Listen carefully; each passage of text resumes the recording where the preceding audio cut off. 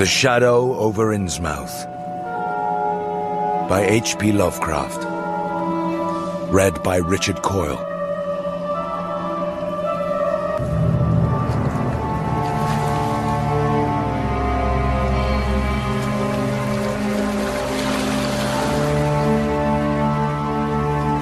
During the winter of 1927 to 28, officials of the federal government made a strange and secret investigation of certain conditions in the ancient Massachusetts seaport of Innsmouth.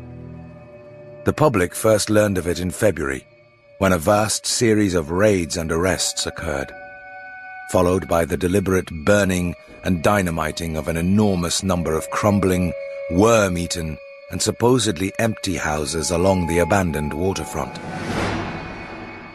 Uninquiring souls let this occurrence pass as one of the major clashes in a spasmodic war on liquor. Keener news followers, however, wondered at the prodigious number of arrests, the abnormally large force of men used in making them, and the secrecy surrounding the disposal of the prisoners. No trials, or even definite charges, were reported, nor were any of the captives seen thereafter in the regular jails of the nation. There were vague statements about disease and concentration camps, and later about dispersal in various naval and military prisons, but nothing positive ever developed. Innsmouth itself was left almost depopulated, and is even now only beginning to show signs of a sluggishly revived existence. Complaints from many liberal organizations were met with long, confidential discussions, and representatives were taken on trips to certain camps and prisons. As a result, these societies became surprisingly passive and reticent. Newspaper men were harder to manage, but seemed largely to cooperate with the government in the end. Only one paper, a tabloid always discounted because of its wild policy, mentioned the deep-diving submarine that discharged torpedoes downward in the marine abyss just beyond Devil Reef. That item, gathered by chance in a haunt of sailors, seemed indeed rather far-fetched, since the low Black Reef lies a full mile and a half out from Innsmouth Harbor. People around the country, and in the nearby towns, muttered a great deal among themselves, but said very little to the outer world. They had talked about dying and half-deserted Innsmouth for nearly a century, and nothing new could be wilder or more hideous than what they had whispered and hinted years before. Many things had taught them secretiveness, and there was now no need to exert pressure on them.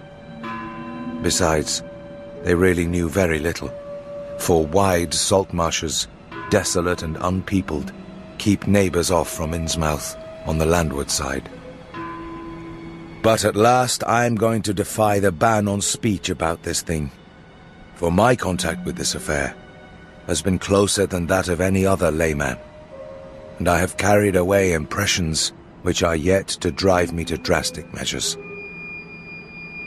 It was I who fled frantically out of Innsmouth in the early morning hours of July 16th, 1927, and whose frightened appeals for government inquiry and action brought on the whole reported episode. I was willing enough to stay mute while the affair was fresh and uncertain, but now that it's an old story, with public interest and curiosity gone, I have an odd craving to whisper about those few frightful hours in that ill-rumoured and evilly shadowed seaport of death and blasphemous abnormality. The mere telling helps me to restore confidence in my own faculties, to reassure myself that I was not simply the first to succumb to a contagious nightmare hallucination. It helps me, too, in making up my mind regarding a certain terrible step which lies ahead of me.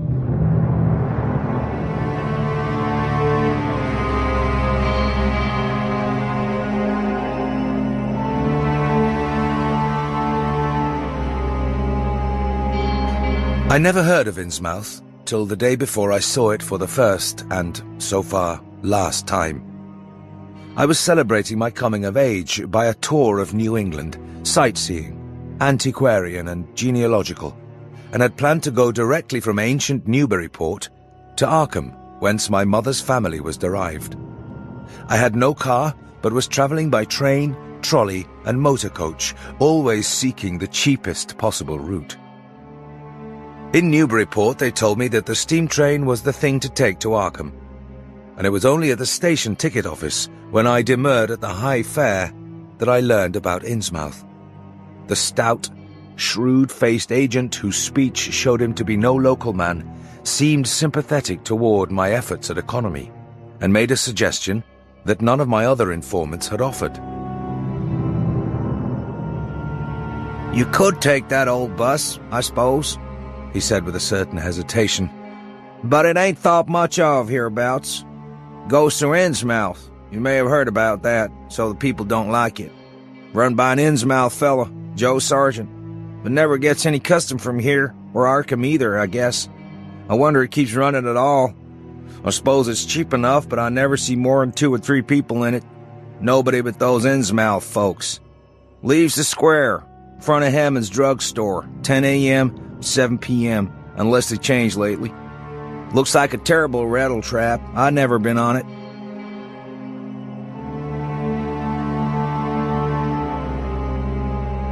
That was the first I ever heard of shadowed Innsmouth.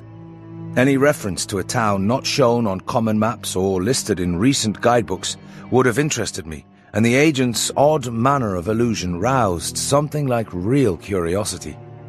A town able to inspire such dislike in its neighbors, I thought, must be at least rather unusual and worthy of a tourist's attention. If it came before Arkham, I would stop off there. And so I asked the agent to tell me something about it. He was very deliberate, and spoke with an air of feeling slightly superior to what he said. "Innsmouth? Well, it's a queer kind of a town down at the mouth of the Monuxet. Used to be almost a city. Quite a port before the War of 1812, but all gone to pieces in the last 100 years or so. No railroad now. B&M never went through, and the branch line from Rowley was given up years ago. More empty houses than there are people, I guess. No business to speak of except fishing and lobstering. Everybody trades mostly here in Arkham or Ipswich. Once they had quite a few mills, but nothing's left now except one gold refinery running on the leanest kind of part-time. That refinery, though, used to be a big thing. And old man Marsh, who owns it, must be richer than Croesus. Queer old duck, though, and sticks mighty close in his home. He's supposed to have developed some skin disease or deformity late in life that makes him keep out of sight. Grandson of Captain Obed Marsh, who founded the business. His mother seems to have been some kind of foreigner. They say a South Sea Islander. So everybody raised Cain when he married an Ipswich girl 50 years ago. And why is everybody so down on Innsmouth? Well, young fella, you mustn't take too much stock in what people around here say. You ought to hear, though, what some of the old-timers tell about the Black Reef off the coast. Devil Reef, they call it. It's well above water a good part of the time, and never much below it, but at that you could hardly call it an island. The story is that there's a whole legion of devils seen sometimes on that reef, sprawled about or darting in and out of some kind of caves near the top. One of the things they had against old Captain Marsh was that he was supposed to land on it sometimes at night when the tide was right. Maybe he did, for I dare say the rock formation was interesting, and it's just barely possible he was looking for pirate loot and maybe finding it. But there was talk of his dealing with demons there. That was before the big epidemic of 1846, when over half the folks in Innsmouth was carried off. They never did quite figure out what the trouble was, but it was probably some foreign kind of disease brought from China or somewhere by the shipping. Surely was bad enough. They can't be more than 300 or 400 people living there now. But the real thing behind the way folks feel is simply race prejudice. And I don't say I'm blaming those that hold it. I hate those Innsmouth folks myself. There certainly is a strange kind of streak in them. I don't know how to explain it. but it sort of makes you crawl. You'll notice a little in Sergeant if you take his bus. Some of them have queer, narrow heads with flat noses and bulgy, starey eyes that never seem to shut. And their skin ain't quite right, rough and scabby, and the sides of their necks are all shriveled or creased up. They get bald, too, very young. The older fellows look the worst. Fact is, I don't believe I've ever seen a very old chap of that kind. Anyways, if you will go there, there's a hotel in Innsmouth. It's called the Gilman House, but I don't believe it can amount to much. I wouldn't advise you to try it. Better stay over here and take the 10 o'clock bus tomorrow morning. Then you can get an evening bus there for Arkham at 8 o'clock. There was a factory inspector who stopped at the Gilman a couple years ago, and he had a lot of unpleasant hints about the place. Seems they get a queer crowd there. But this fella heard voices in other rooms, though most of them was empty. It gave him the shivers. It was foreign talk, he thought. But he said the bad thing about it was the kind of voice that sometimes spoke. It sounded so unnatural, slopping-like, he said, that he didn't dare undress and go to sleep. Just waited up and lit out the first thing in the morning. The talk went on most all night. This fella, Casey his name was, had a lot to say about how the Innsmouth folks watched him and seemed kinda on guard. You know, it's always been a kind of mystery where the Marshes get the gold they refine. They've never seemed to do much buying in that line, but years ago they shipped out an enormous lot of ingots.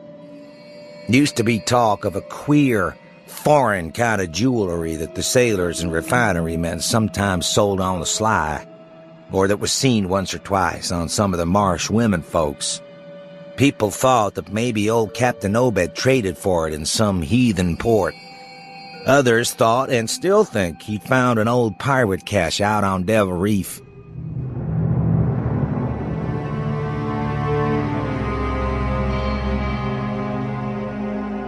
After my strange conversation with the agent, I decided to spend part of that evening at the Newburyport Public Library, looking up data about Innsmouth.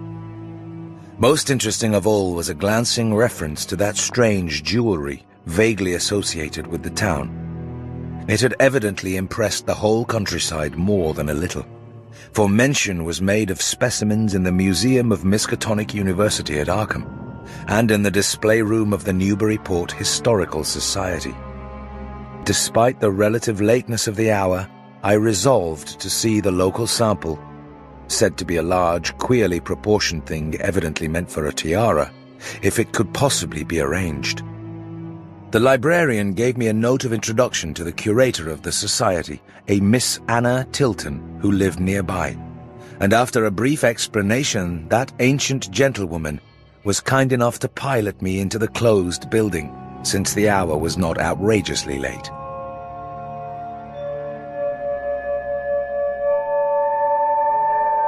It took no excessive sensitiveness to beauty to make me literally gasp at the strange, unearthly splendor of the alien, opulent fantasy that rested there on a purple velvet cushion.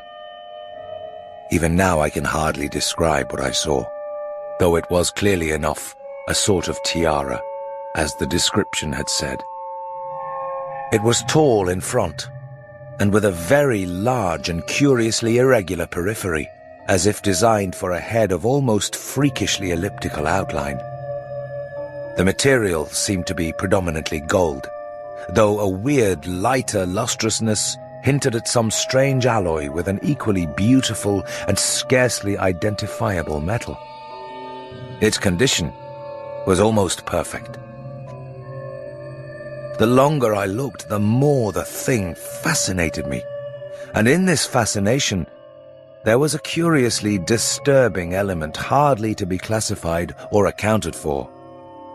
At first I decided that it was the queer, otherworldly quality of the art which made me uneasy. All other art objects I had ever seen either belonged to some known racial or national stream, or else were consciously modernistic defiances of every recognized stream. This tiara was neither. It clearly belonged to some settled technique of infinite maturity and perfection.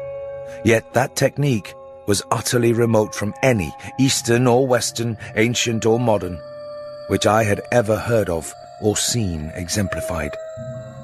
It was as if the workmanship were that of another planet.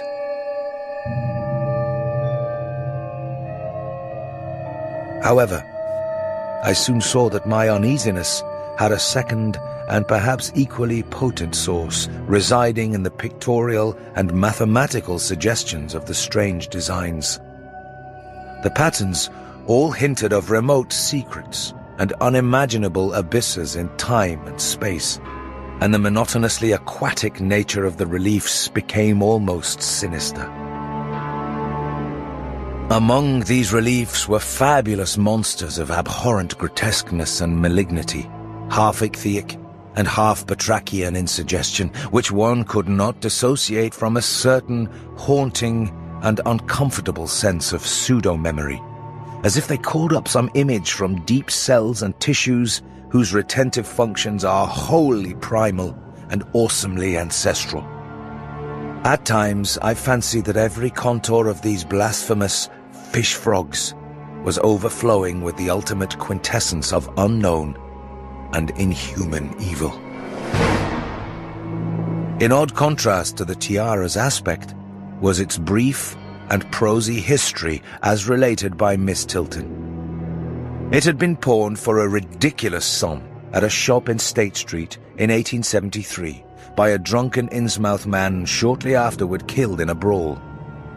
The society had acquired it directly from the pawnbroker, at once giving it a display worthy of its quality. It was labelled as of probable East Indian or Indo-Chinese provenance, though the attribution was frankly tentative. Miss Tilton, comparing all possible hypotheses regarding its origin and its presence in New England, was inclined to believe that it formed part of some exotic pirate horde discovered by old Captain Obed Marsh. As the good lady showed me out of the building, she made it clear that the pirate theory of the Marsh fortune was a popular one among the intelligent people of the region. Her own attitude toward Shadow Over Innsmouth, which she had never seen, was one of disgust at a community slipping far down the cultural scale, and she assured me that the rumors of devil worship were partly justified by a peculiar secret cult which had gained force there and engulfed all the Orthodox churches.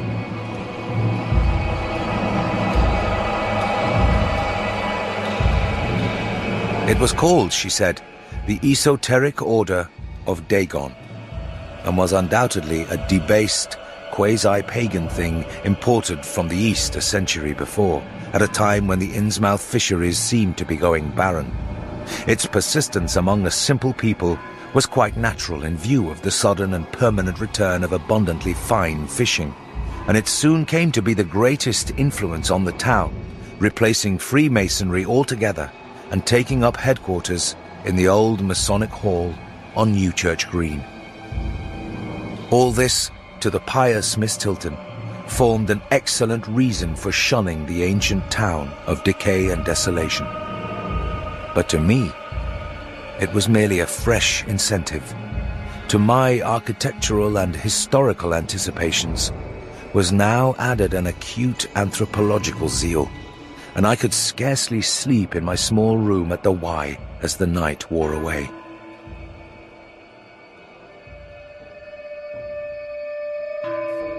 Shortly before 10 the next morning, I stood with one small valise in front of Hammond's drugstore in Old Market Square, waiting for the Innsmouth bus. As the hour for its arrival drew near, I noticed a general drift of the loungers to other places up the street, or to the ideal lunch across the square. Evidently, the ticket agent had not exaggerated the dislike which local people bore toward Innsmouth and its denizens. In a few moments, a small motor coach of extreme decrepitude and dirty grey colour rattled down State Street, made a turn, and drew up at the curb beside me. I felt immediately that it was the right one, a guess which the half-illegible sign on the windshield, Arkham, Innsmouth, Newburyport, soon verified. There were only 3 passengers, dark, unkempt men of sullen visage and somewhat youthful cast, and when the vehicle stopped, they clumsily shambled out and began walking up State Street in a silent, almost furtive fashion.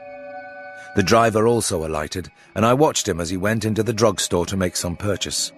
This, I reflected, must be the Joe Sargent mentioned by the ticket agent. And even before I noticed any details, there spread over me a wave of spontaneous aversion which could be neither checked nor explained. It suddenly struck me as very natural that the local people should not wish to ride on a bus owned and driven by this man, or to visit any oftener than possible the habitat of such a man and his kinsfolk. When the driver came out of the store, I looked at him more carefully and tried to determine the source of my evil impression. He was a thin, stoop-shouldered man, not much under 6 feet tall, dressed in shabby blue civilian clothes and wearing a frayed grey golf cap. His age was perhaps 35, but the odd, deep creases in the sides of his neck made him seem older when one did not study his dull, expressionless face. He had a narrow head, bulging, watery blue eyes that seemed never to wink, a flat nose, receding forehead and chin, and singularly undeveloped ears.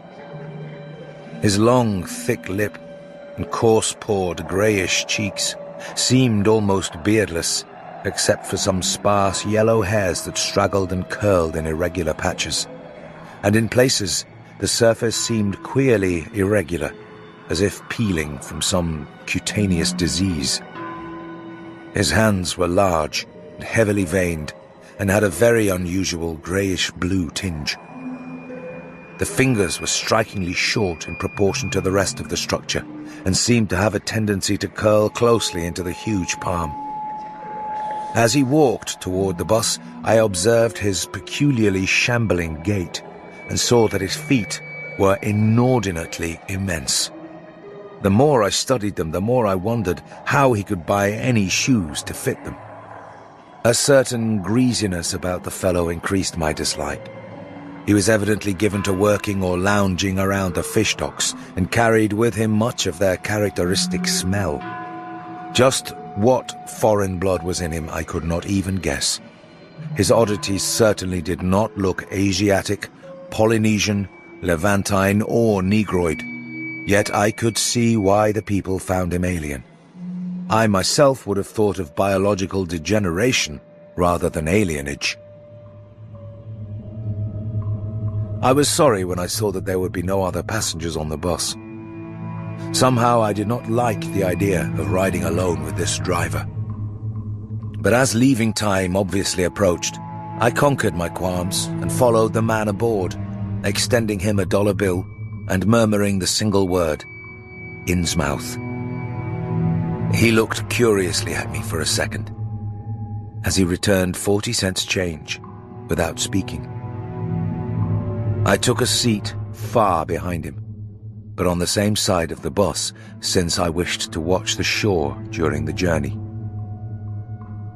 At length, the decrepit vehicle started with a jerk, and rattled noisily past the old brick buildings of State Street amidst a cloud of vapor from the exhaust. Glancing at the people on the sidewalks, I thought I detected in them a curious wish to avoid looking at the bus, or at least a wish to avoid seeming to look at it.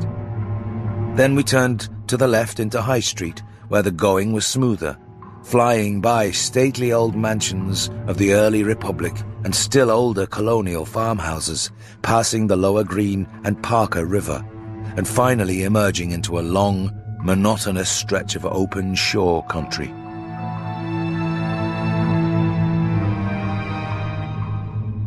The day was warm and sunny, but the landscape of sand, sedgegrass, and stunted shrubbery became more and more desolate as we proceeded.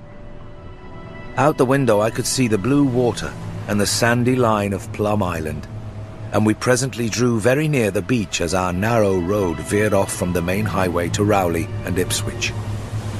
There were no visible houses, and I could tell by the state of the road that traffic was very light hereabouts.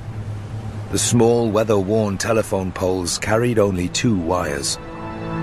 Now and then we crossed crude wooden bridges over tidal creeks that wound far inland and promoted the general isolation of the region.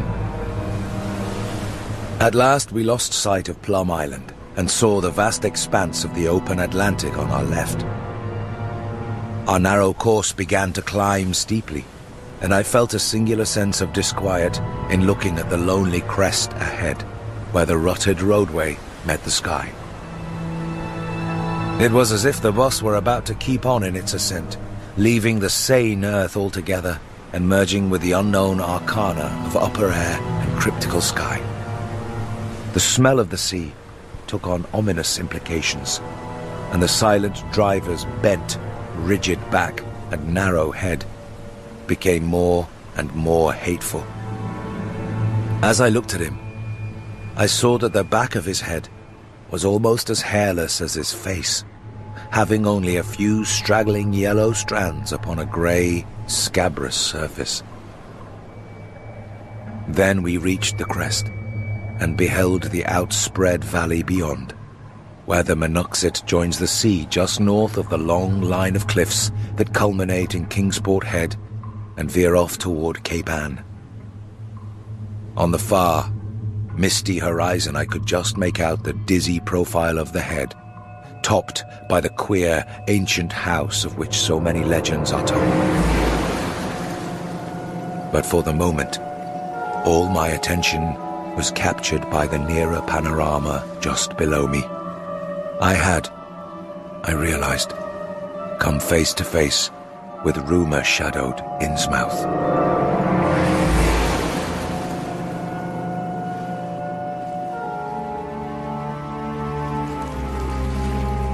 Innsmouth was a town of wide extent and dense construction, yet one with a portentous dearth of visible life. From the tangle of chimney pots, scarcely a wisp of smoke came, and the 3 tall steeples loomed stark and unpainted against the seaward horizon. Here and there the ruins of wharves jutted out from the shore to end in indeterminate rottenness, those farthest south seeming the most decayed. And far out at sea, despite a high tide, I glimpsed a long black line scarcely rising above the water, yet carrying a suggestion of odd, latent malignancy. This, I knew, must be Devil Reef. As I looked, a subtle, curious sense of beckoning seemed superadded to the grim repulsion, and oddly enough, I found this overtone more disturbing than the primary impression. Soon, cross streets and junctions began to appear, those on the left leading to shoreward realms of unpaved squalor and decay, while those on the right shewed vistas of departed grandeur. So far I had seen no people in the town, but there now came signs of a sparse habitation, curtained windows here and there, and an occasional battered motor car at the curb. But I was not to reach my destination without one very strong impression of poignantly disagreeable quality.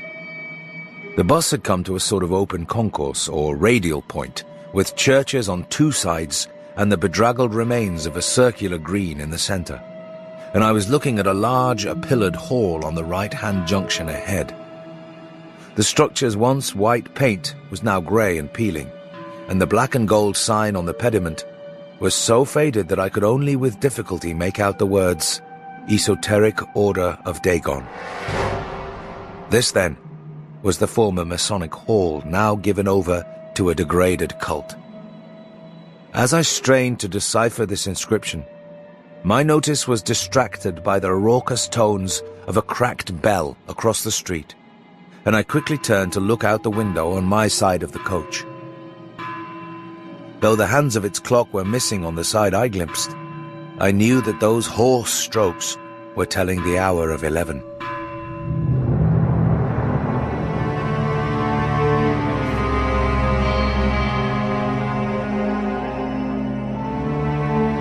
Then, suddenly, all thoughts of time were blotted out by an onrushing image of sharp intensity and unaccountable horror which had seized me before I knew what it really was.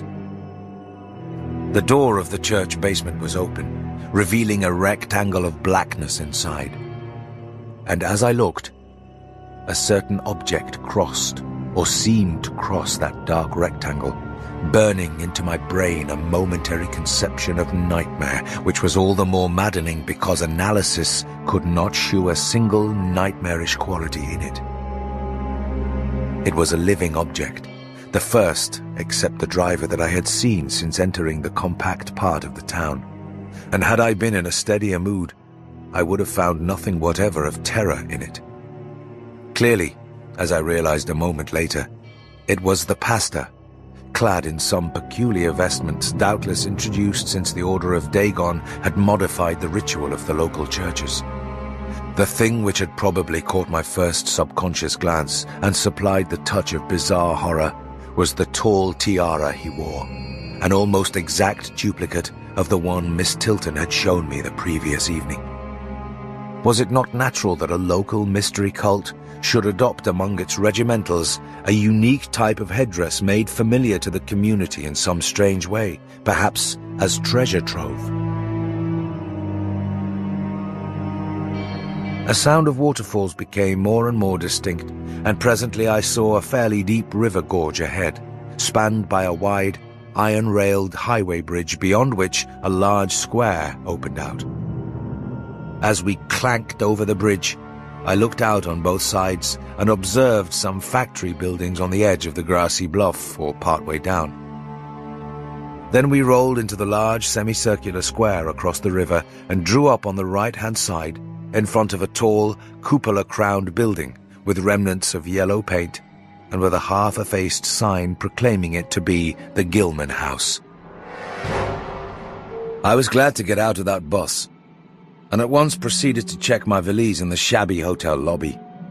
There was only one person in sight, an elderly man without what I had come to call the Innsmouth look, and I decided not to ask him any of the questions which bothered me, remembering that odd things had been noticed in this hotel. Instead, I strolled out on the square, from which the bus had already gone, and studied the scene minutely and appraisingly. For some reason or other, I chose to make my first inquiries at the chain grocery, whose personnel was not likely to be native to Innsmouth. I found a solitary boy of about 17 in charge, and was pleased to note the brightness and affability which promised cheerful information. He seemed exceptionally eager to talk, and I soon gathered that he did not like the place, its fishy smell, or its furtive people. There was, he said, no public library or chamber of commerce in Innsmouth, but I could probably find my way about. Certain spots were almost forbidden territory, as he had learned at considerable cost. One must not, for example, linger much around the Marsh refinery, or around any of the still-used churches, or around the pillared Order of Dagon Hall at Newchurch Green. Those churches were very odd, all violently disavowed by their respective denominations elsewhere, and apparently using the queerest kind of ceremonials and clerical vestments. As for the Innsmouth people, the youth hardly knew what to make of them. They were as furtive and seldom seen as animals that live in burrows, and one could hardly imagine how they passed the time apart from their desultory fishing. Perhaps, judging from the quantities of bootleg liquor they consumed, they lay for most of the daylight hours in an alcoholic stupor. They seemed sullenly banded together in some sort of fellowship and understanding, despising the world as if they had access to other and preferable spheres of entity. Their appearance, especially those staring, unwinking eyes which one never saw shut, was certainly shocking enough, and their voices were disgusting. It was awful to hear them chanting in their churches at night, and especially during their main festivals or revivals, which fell twice a year on April 30th and October 31st. They were very fond of the water, and swam a great deal in both river and harbour. Swimming races out to Devil Reef were very common, and everyone in sight seemed well able to share in this arduous sport. When one came to think of it, it was generally only rather young people who were seen about in public, and of these, the oldest were apt to be the most tainted-looking. When exceptions did occur, they were mostly persons with no trace of aberrancy, like the old clerk at the hotel. One wondered what became of the bulk of the older folk, and whether the Innsmouth look were not a strange and insidious disease phenomenon which increased its hold as years advanced. Only a very rare affliction, of course, could bring about such vast and radical anatomical changes in a single individual after maturity. Changes involving osseous factors as basic as the shape of the skull. But then even this aspect was no more baffling and unheard of than the visible features of the malady as a whole. It would be hard, the youth implied, to form any real conclusions regarding such a matter, since one never came to know the natives personally, no matter how long one might live in Innsmouth.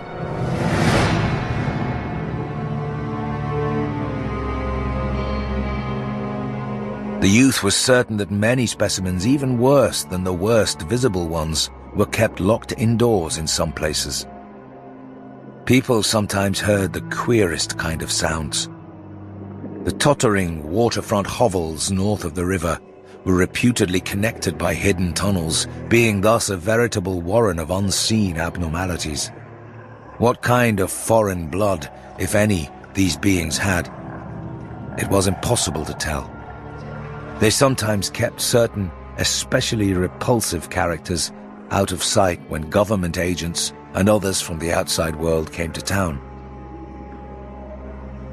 It would be of no use, my informant said, to ask the natives anything about the place.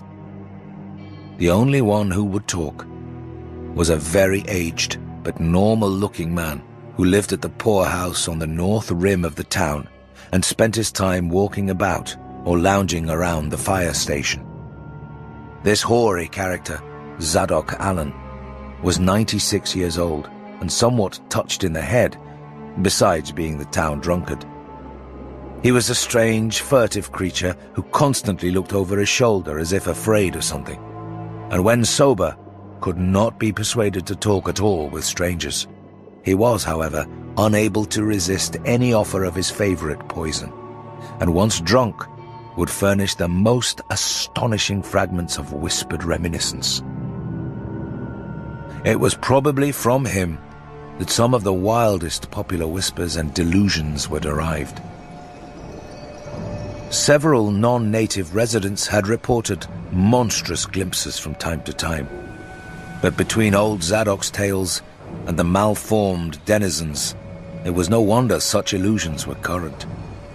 None of the non-natives ever stayed out late at night, there being a widespread impression that it was not wise to do so. Besides, the streets were loathsomely dark.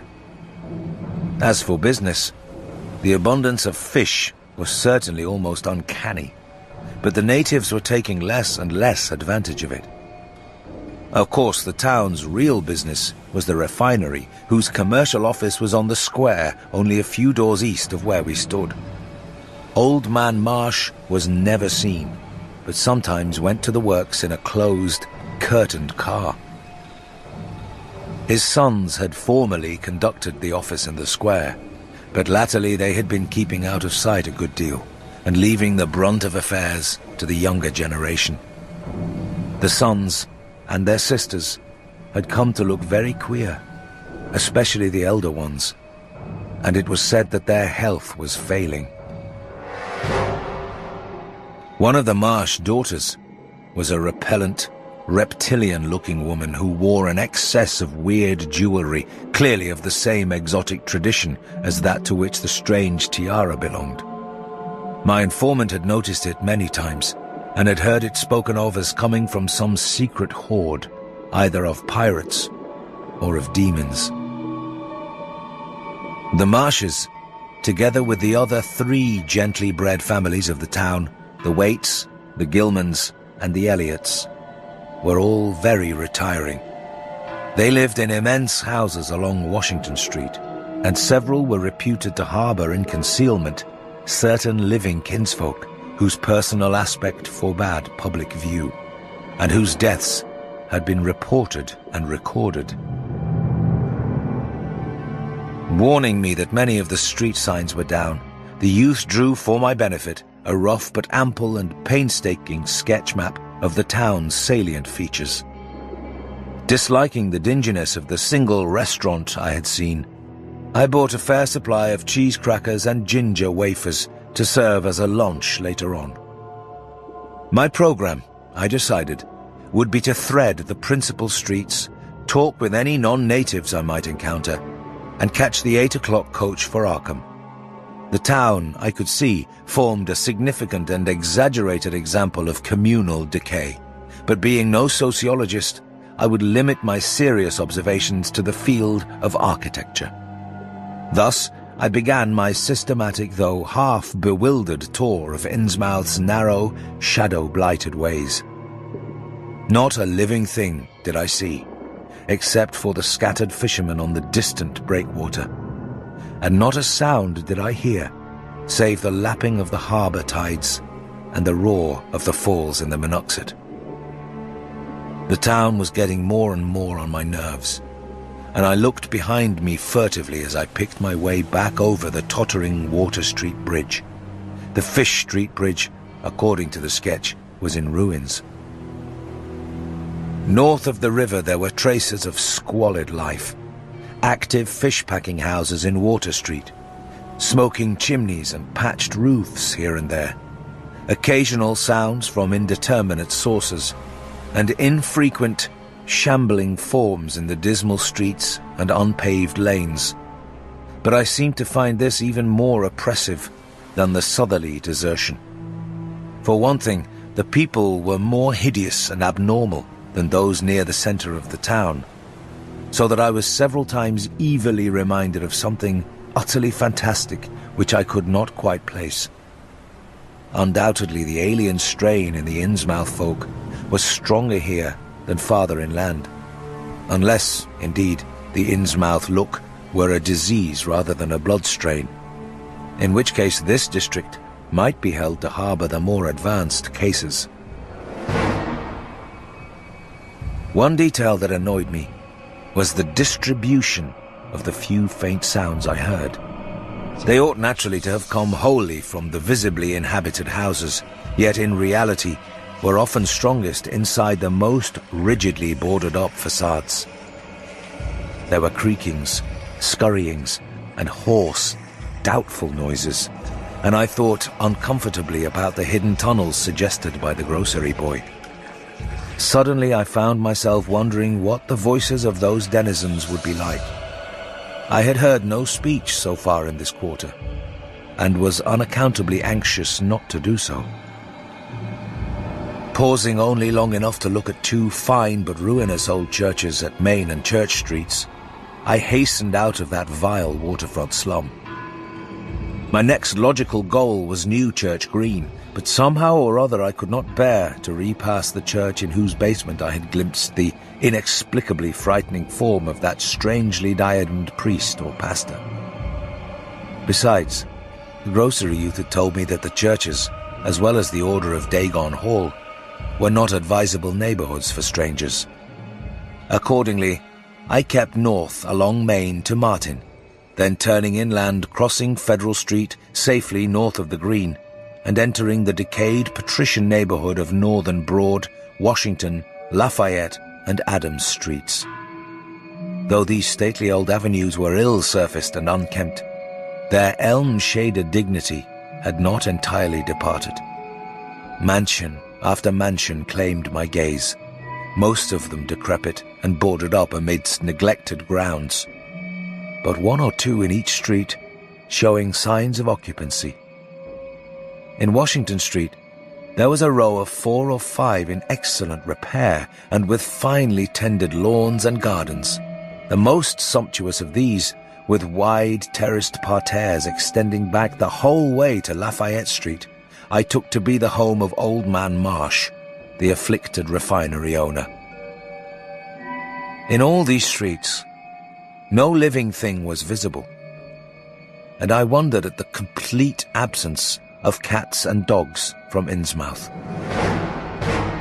Another thing which puzzled and disturbed me, even in some of the best preserved mansions, was the tightly shuttered condition of many third-story and attic windows. Furtiveness and secretiveness seemed universal in this hushed city of alienage and death, and I could not escape the sensation of being watched from ambush on every hand by sly, staring eyes that never shut.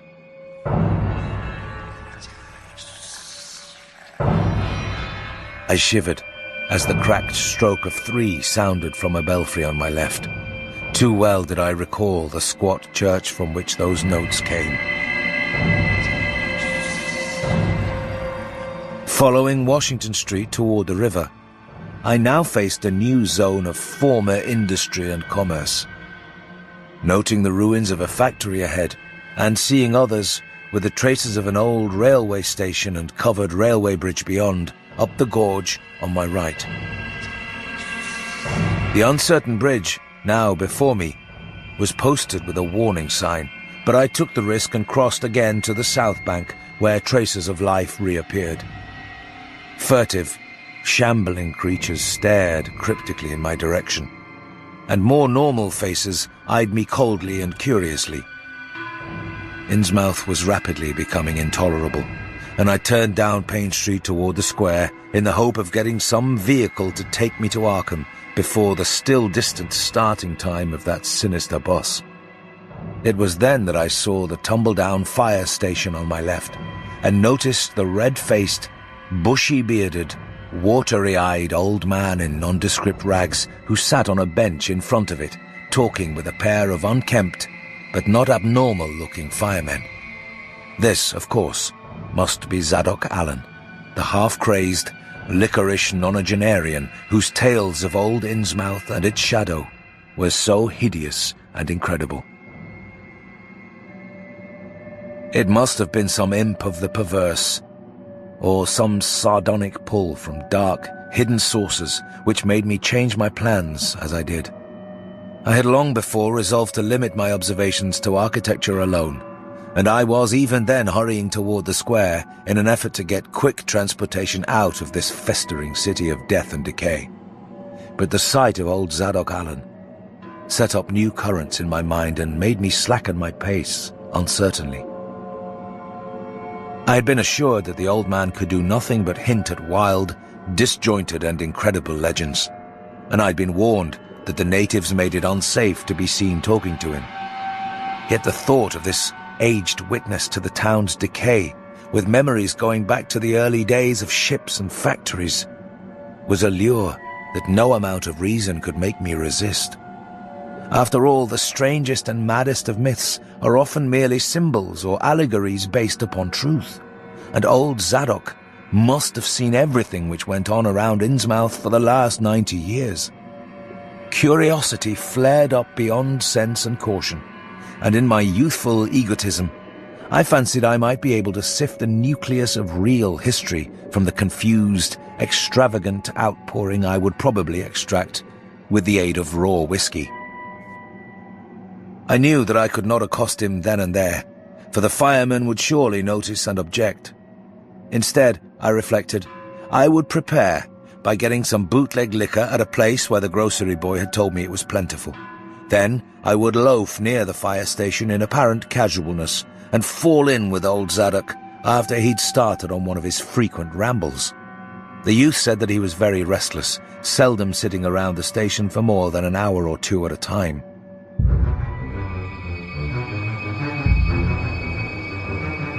A quart bottle of whiskey was easily, though not cheaply, obtained in the rear of a dingy variety store just off the square in Elliott Street. The dirty-looking fellow who waited on me had a touch of the staring Innsmouth look, but was quite civil in his way, being perhaps used to the custom of such convivial strangers, truckmen, gold buyers and the like, as were occasionally in town. Re-entering the square, I saw that luck was with me, for, shuffling out of Paint Street around the corner of the Gilman house, I glimpsed nothing less than the tall, lean, tattered form of old Zadok Allen himself. In accordance with my plan, I attracted his attention by brandishing my newly purchased bottle, and soon realized that he'd begun to shuffle wistfully after me as I turned into Waite Street on my way to the most deserted region I could think of. I was steering my course by the map the grocery boy had prepared, and was aiming for the wholly abandoned stretch of southern waterfront which I had previously visited. The only people in sight there had been the fishermen on the distant breakwater, and by going a few squares south, I could get beyond the range of these, finding a pair of seats on some abandoned wharf, and being free to question old Zadok unobserved for an indefinite time.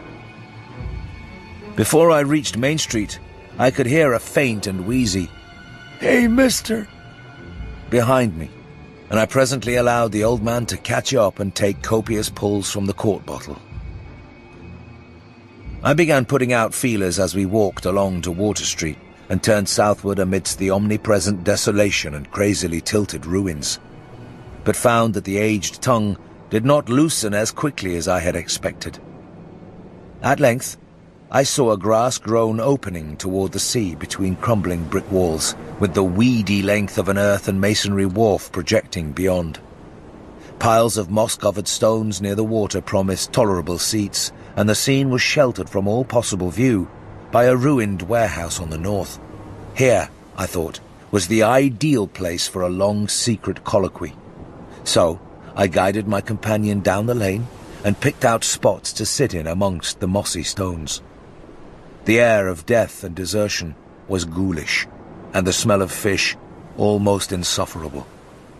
But I was resolved to let nothing deter me. About 4 hours remained for conversation if I were to catch the 8 o'clock coach for Arkham, and I began to dole out more liquor to the ancient tippler, meanwhile eating my own frugal lunch. In my donations, I was careful not to overshoot the mark, for I did not wish Zadok's vinous garrulousness to pass into a stupor.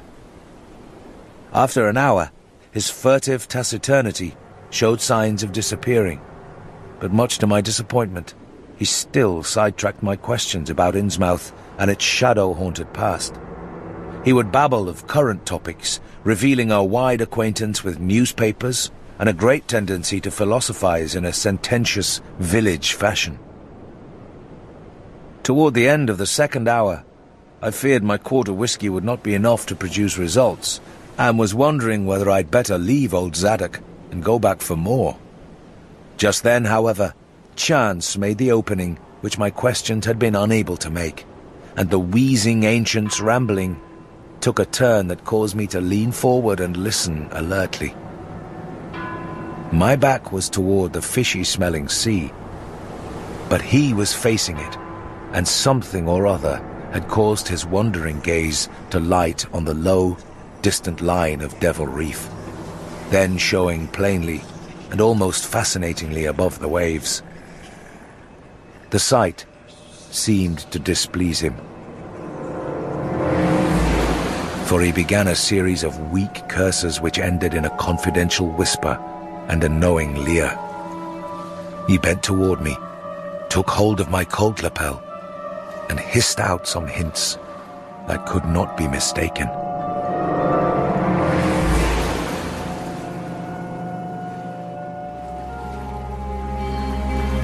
That cursed place of all wickedness, where the deep water starts, gate of hell, sheer drop down to a bottom no sounding line can touch.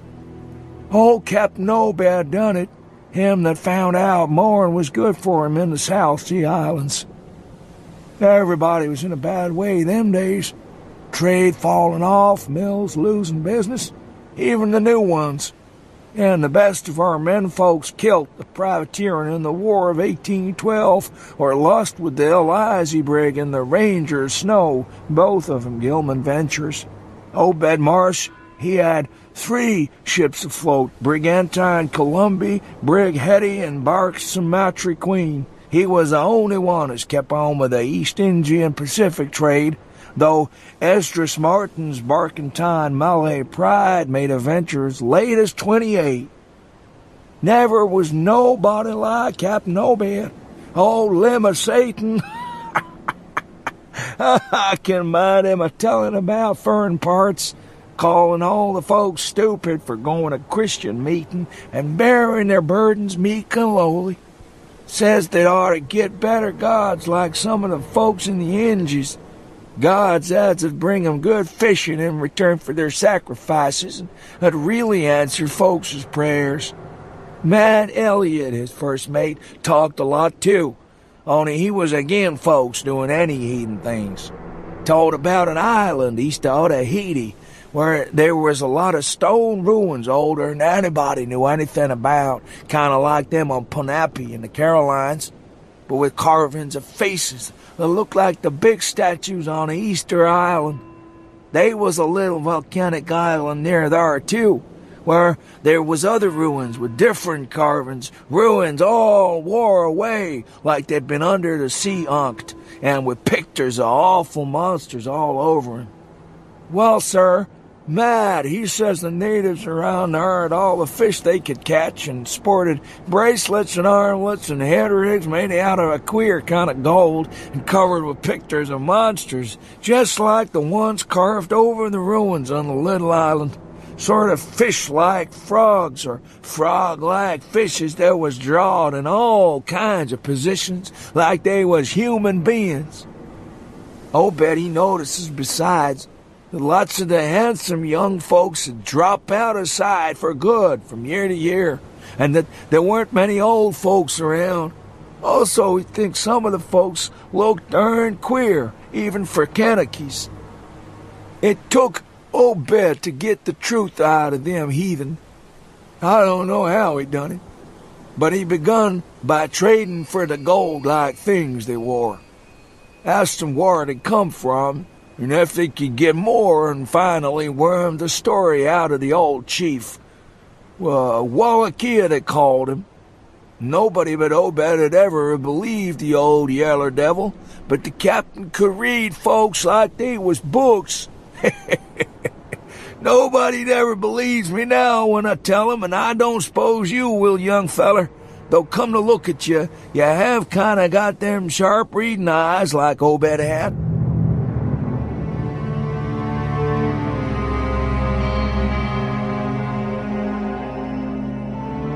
I found myself shuddering at the terrible and sincere portentousness of his intonation, even though I knew his tale could be nothing but drunken fantasy.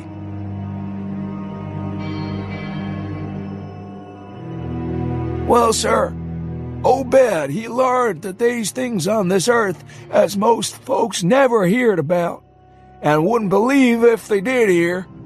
It seems these Kanakies was sacrificing heaps of their young men and maidens to some kind of god things that lived under the sea, and getting all kinds of favor in return. They met the things on the little islet with the queer ruins, and it seems made sign talk as soon as they got over being scared, and pieced up a bargain afore long. When it come to mating with them toad-looking fishes, the Kanakies kind of balked, but finally they learnt something as put a new face on the matter. Seems that human folks has got a kind of relation to such water beasts, that everything alive come about of the water unked, and only needs a little change to go back again. Them things told the Kanakies that if they mixed bloods, there'd be children as would look human at first, but later turn more and more like the things, till finally they'd take to the water and join the main lot of things down there. And this is the important part, young fella. Them as turned into fish things and went into the water wouldn't never die. Them as was born more like the things changed early, but them as was nearly human sometimes stayed on the island till they was past 70, though they'd usually go down under for trial trips afore that. Folks as had took to the water generally come back a good deal to visit, so's a man would often be a-talking to his own 5 times great-grandfather who'd left the dry land a couple of 100 years or so before.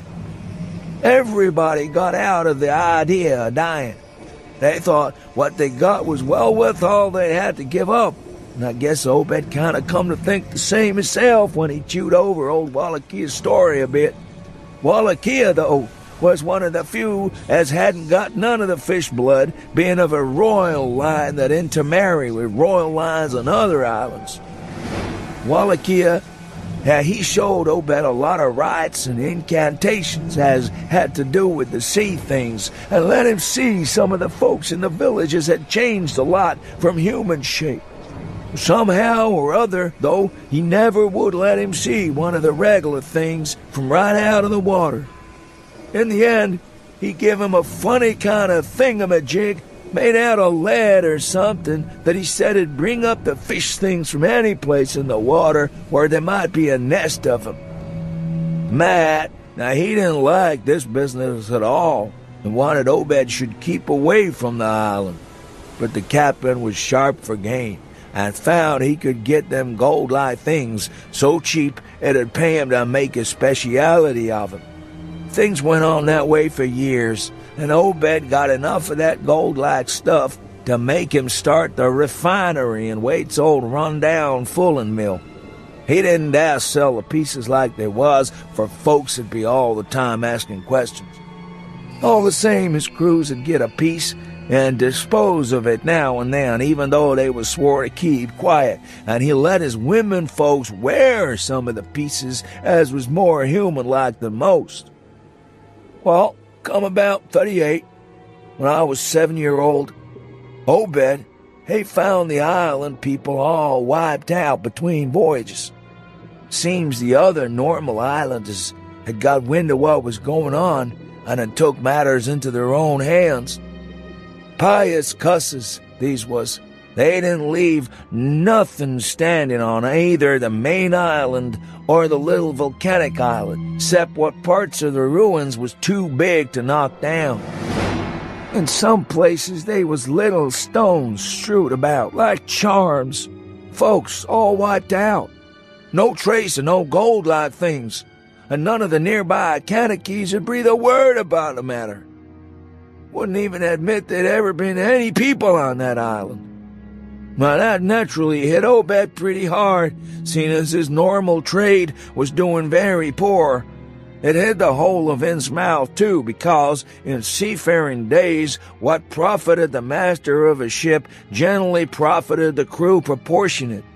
Most of the folks around the town took the hard times kind of sheep-like and resigned, but they was in bad shape because the fishing was petering out and the mills wasn't doing none too well.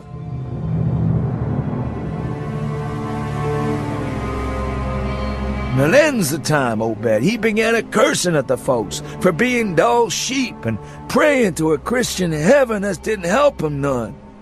He told him he'd know that folks as prayed to God to give something you really need, and says if a good bunch of men would stand by him, he could maybe get a hold of certain powers as would bring plenty of fish and quite a bit of gold. Of course, them as sarved on the Sumatra Queen and seed the island knowed what he meant, and weren't none too anxious to get close to see things like they'd hear tell on. But them as didn't know what it was all about got kind of swayed by what Obed had to say, and begun to ask him what he could do to set him on the way to the faith as it'd bring him results. Poor Matt, he allus was agin it. He tried to line up the folks on his side and had long talks with the preachers, not no use. They run the congregational parson out of town, and the Methodist feller quit. Never did see resolved Babcock the Baptist parson again. Wrath of Jehovah, I was a mighty little critter, but I heard what I heard and seen what I seen. Dagon and Ashtoreth, Belial and Beelzebub, golden calf and the idols of Canaan and the Philistines, Babylonish abominations, meany, tickle a parson.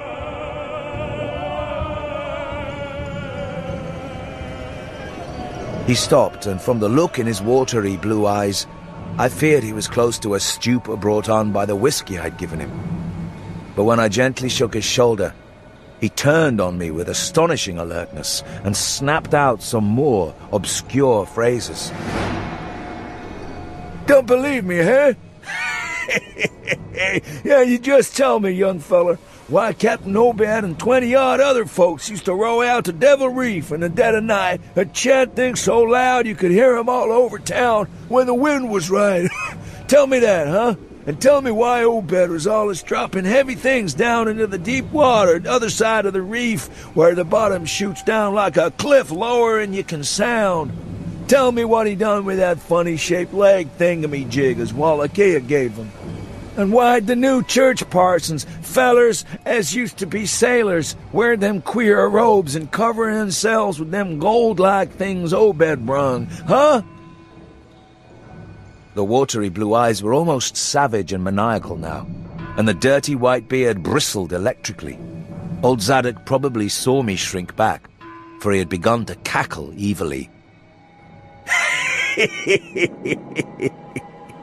You're beginning to see, huh? The old man was getting hysterical, and I began to shiver with a nameless alarm. He laid a gnarled claw on my shoulder, and it seemed to me that its shaking was not altogether that of mirth. You suppose one night you seed something heavy heaved off an Obed's dory beyond the reef, and then learned next day a young feller was missing from home, huh? Did anybody ever see Hyde or Hiram Gilman again? Did they? And Nick Pierce? And Llewellyn Waite? And Adoniram Southwick? And Henry Garrison, huh? Shapes talking sign language with their hands. Them as had real hands. Well, sir, that was the time Obed begun to get on his feet again. Folks see his 3 daughters a wearing gold-like things as nobody'd ever seen on 'em before, and smoke started coming out of the refinery chimbley. Other folks were prospering, too. Fish begun to swarm into the harbor fit to kill, and heaven knows what size cargoes we'd begun to ship out to Newburyport, Arkham, and Boston. 'Twas then Obed got the old branch railroad put through. Some Kingsport fishermen heard about the catch and come up in sloops, but they was all lost. Nobody ever see 'em again. And just then, our folks organized the Esoteric Order of Dagon and bought Masonic Hall off an cavalry commandery for it. Matt Elliott was a Mason and again the selling, but he dropped out of sight just then. Now, remember, I ain't saying Obed was sat on having things just like they was on that Kankakee Isle. I don't think he aimed at first to do no mixing, nor raise no young'uns to take to the water and turn into fishes with eternal life. He wanted them gold things, and was willing to pay heavy, and I guess the others was satisfied for a while. Come in 46, the town done some looking and thinking for itself. Too many folks missing, too much wild preaching at meeting of a Sunday. Too much talk about that reef. There was a party one night as followed Obed's crowd out to the reef, and I heard shots betwixt the dories. Next day, Obed and 32 others was in jail, with everybody a-wondering just what was afoot and just what charge agin him could be got to hold. God, if anybody'd look ahead. Couple weeks later, when nothing had been thrown into the sea for that long. He paused for a while, and when he finally continued, his voice was little more than a hoarse whisper. That awful night, I seed him. I was up in the cupola of our house. Hordes of 'em, swarms of 'em, all over the reef, swimming up the harbor into the Monooksett. God, what happened in the streets of Innsmouth that night? They rattled our door, but Pa wouldn't open. And then he clumb out of the kitchen window with his musket to find Selectman Mowry and see what he could do. Mounds of the dead and the dying. Shots and screams. Shouting in Old Square and Town Square. New Church Green. Jail throwed open. proclamation, treason, and called it the plague when folks come in and found half our people missing. Nobody left but them as a join in with Obed and them things, or else keep quiet. Never heard of my pa no more. The old man was panting and perspiring profusely.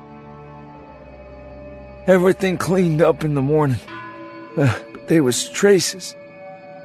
Obed, he kinda takes charge and says things is gonna be changed. Others will worship with us at meeting time, and certain houses has got to entertain guests. They wanted to mix like they done with the Canakees, and he, for one, didn't feel bound to stop them. Far gone was Obed, just like a crazy man on the subject. He says they brung us fish and treasure, and should have what they hankered after. Nothing was to be different on the outside. Only we was to keep shy of strangers if we knowed what was good for us.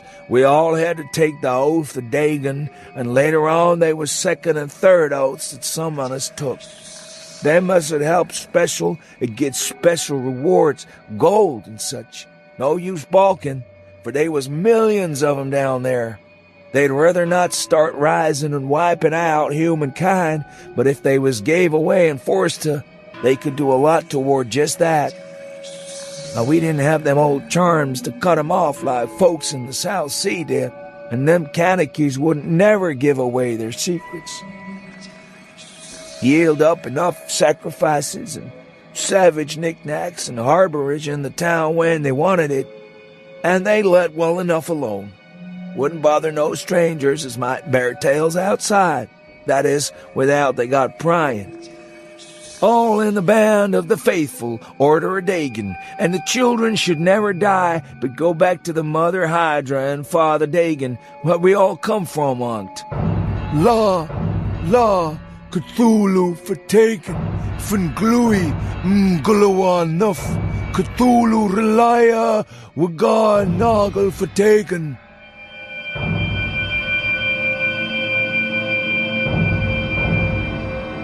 Old Zadok was fast lapsing into stark raving, and I held my breath. Poor old soul.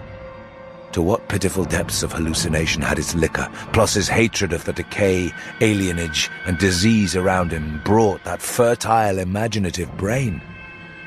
He began to moan now, and tears were coursing down his channeled cheeks into the depths of his beard. God, what I seen sank out with 15-year-old. Mean, tickle of parson. The folks as was missing, and them as killed themselves. Them as told things in Arkham or Ipswich or such places was all called crazy, like you're calling me right now. But God, what I seen. They'd have killed me long ago for what I know. Only I took the first and second oaths of Dagon off of Obed, so I was protected unless in a jury of 'em proved I told things knowing and deliberate. But I wouldn't take the third oath. I'd have died rather than take that. It got worse around Civil War time, when children born St. 46 begun to grow up. Some of 'em, that is. I was afeard. Never did no prying out of that awful night, and never see one of them close to in all my life. That is, never no full-blooded one. I went to the war, and if I'd have had any guts or sense, I'd have never come back, but settled away from here. But folks wrote me things once so bad. That, I suppose, was because government draft men was in town after 63. After the war, it was just as bad again. People begun to fall off, mills and shops shut down. Shipping stopped and the harbor choked up. Railroad give up. But they never stopped swimming in and out of the river from that cursed reef of Satan.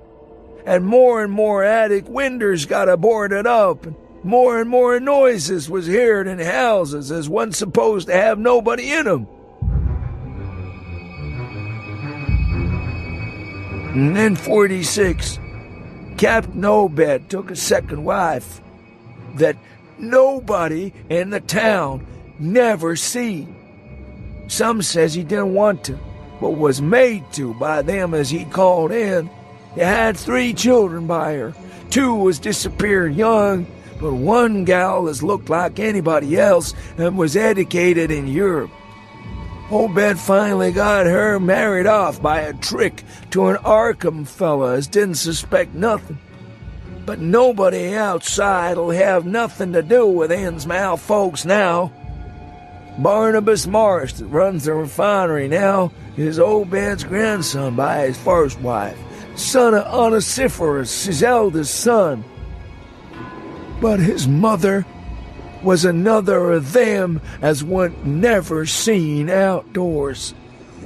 Right now, Barnabas is about changed. Can't shut his eyes no more, and is all out of shape. Maybe he's tried it already. They do sometimes go down for little spells afore they go for good. Ain't been seen about in public for nigh on 10 years. Don't know how his poor wife can feel. She come from Ipswich, and they nigh lynched Barnabas when he courted her 50-odd year ago. Obed, he died in 78. All the next generation's gone now. His first wife's children dead, and the rest, God knows. The sound of the incoming tide was now very insistent, and little by little it seemed to change the old man's mood from maudlin tearfulness to watchful fear. He would pause now and then to renew those nervous glances over his shoulder or out toward the reef, and despite the wild absurdity of his tale, I could not help beginning to share his vague apprehensiveness. Zadok now grew shriller, and seemed to be trying to whip up his courage with louder speech. Hey, you, why don't you say something?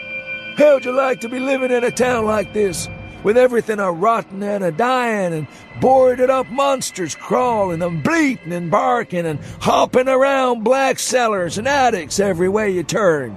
Hey! How'd you like to hear the howling night after night from the churches and order a dagon hall and know what's doing part of the howling? How'd you like to hear what comes from that awful reef every May Eve and Owl Mass? Huh? You think the old man's crazy, huh? Well, sir, let me tell you, that ain't the worst. Well, even if I ain't told nobody nothing yet, I'm a-going to now. You just sit still and listen to me, boy. This is what I ain't never told nobody. I says I didn't do no prying after that night, but I found things out just the same. You want to know what the real horror is? Huh? Well, this is it. Well, it's this. It ain't what them fish devils has done, but what they're a-going to do.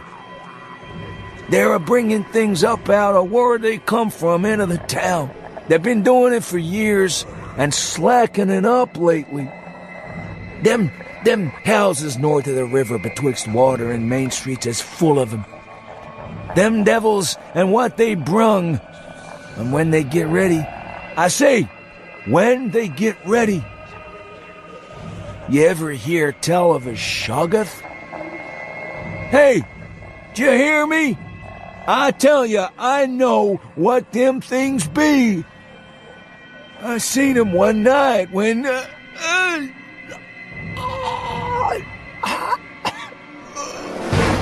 The hideous suddenness and inhuman frightfulness of the old man's shriek almost made me faint. His eyes, looking past me toward the malodorous sea, were positively starting from his head, while his face was a mask of fear worthy of Greek tragedy. His bony claw dug monstrously into my shoulder, and he made no motion as I turned my head to look at whatever he'd glimpsed. There was nothing that I could see, only the incoming tide, with perhaps one set of ripples more local than the long-flung line of breakers. But now, Zadok was shaking me, and I turned back to watch the melting of that fear-frozen face into a chaos of twitching eyelids and mumbling gums. Presently his voice came back, albeit as a trembling whisper. Get out of here! Get out of here! They seen us. Get out for your life. Don't wait for nothing. They know now. Run for it. Quick, out of this town. Another heavy wave dashed against the loosening masonry of the bygone wharf and changed the mad ancient's whisper to another inhuman and blood-curdling scream.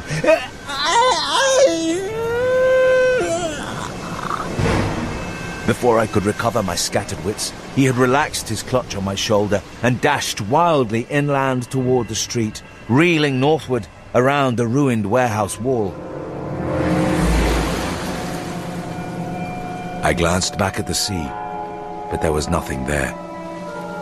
And when I reached Water Street and looked along it toward the north, there was no remaining trace of Zadok Allen.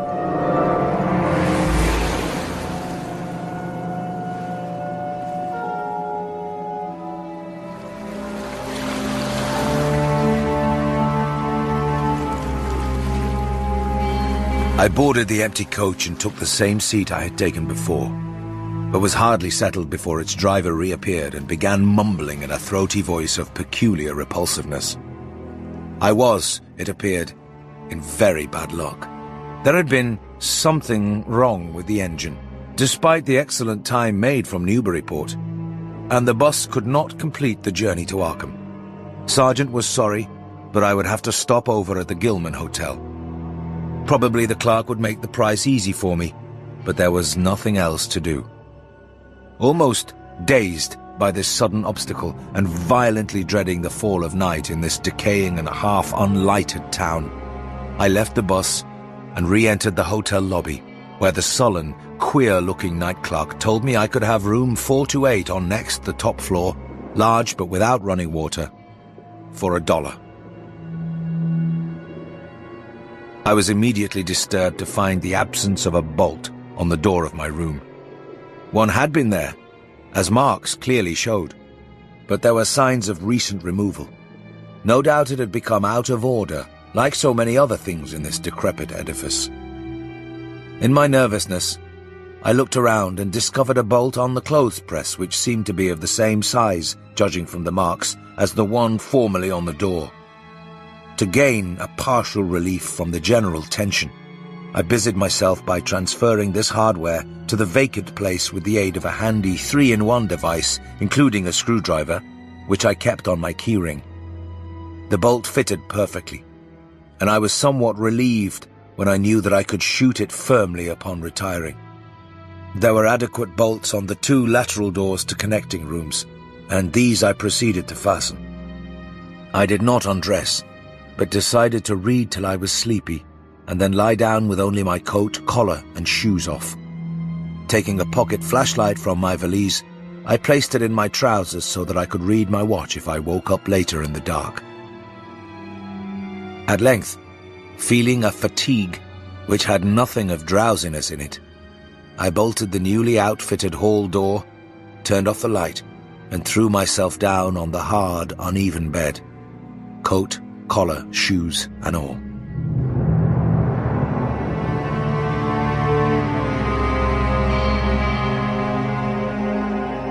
Then, after a long, dreary interval, and prefaced by a creaking of stairs and corridor, there came that soft, damnably unmistakable sound which seemed like a malign fulfillment of all my apprehensions.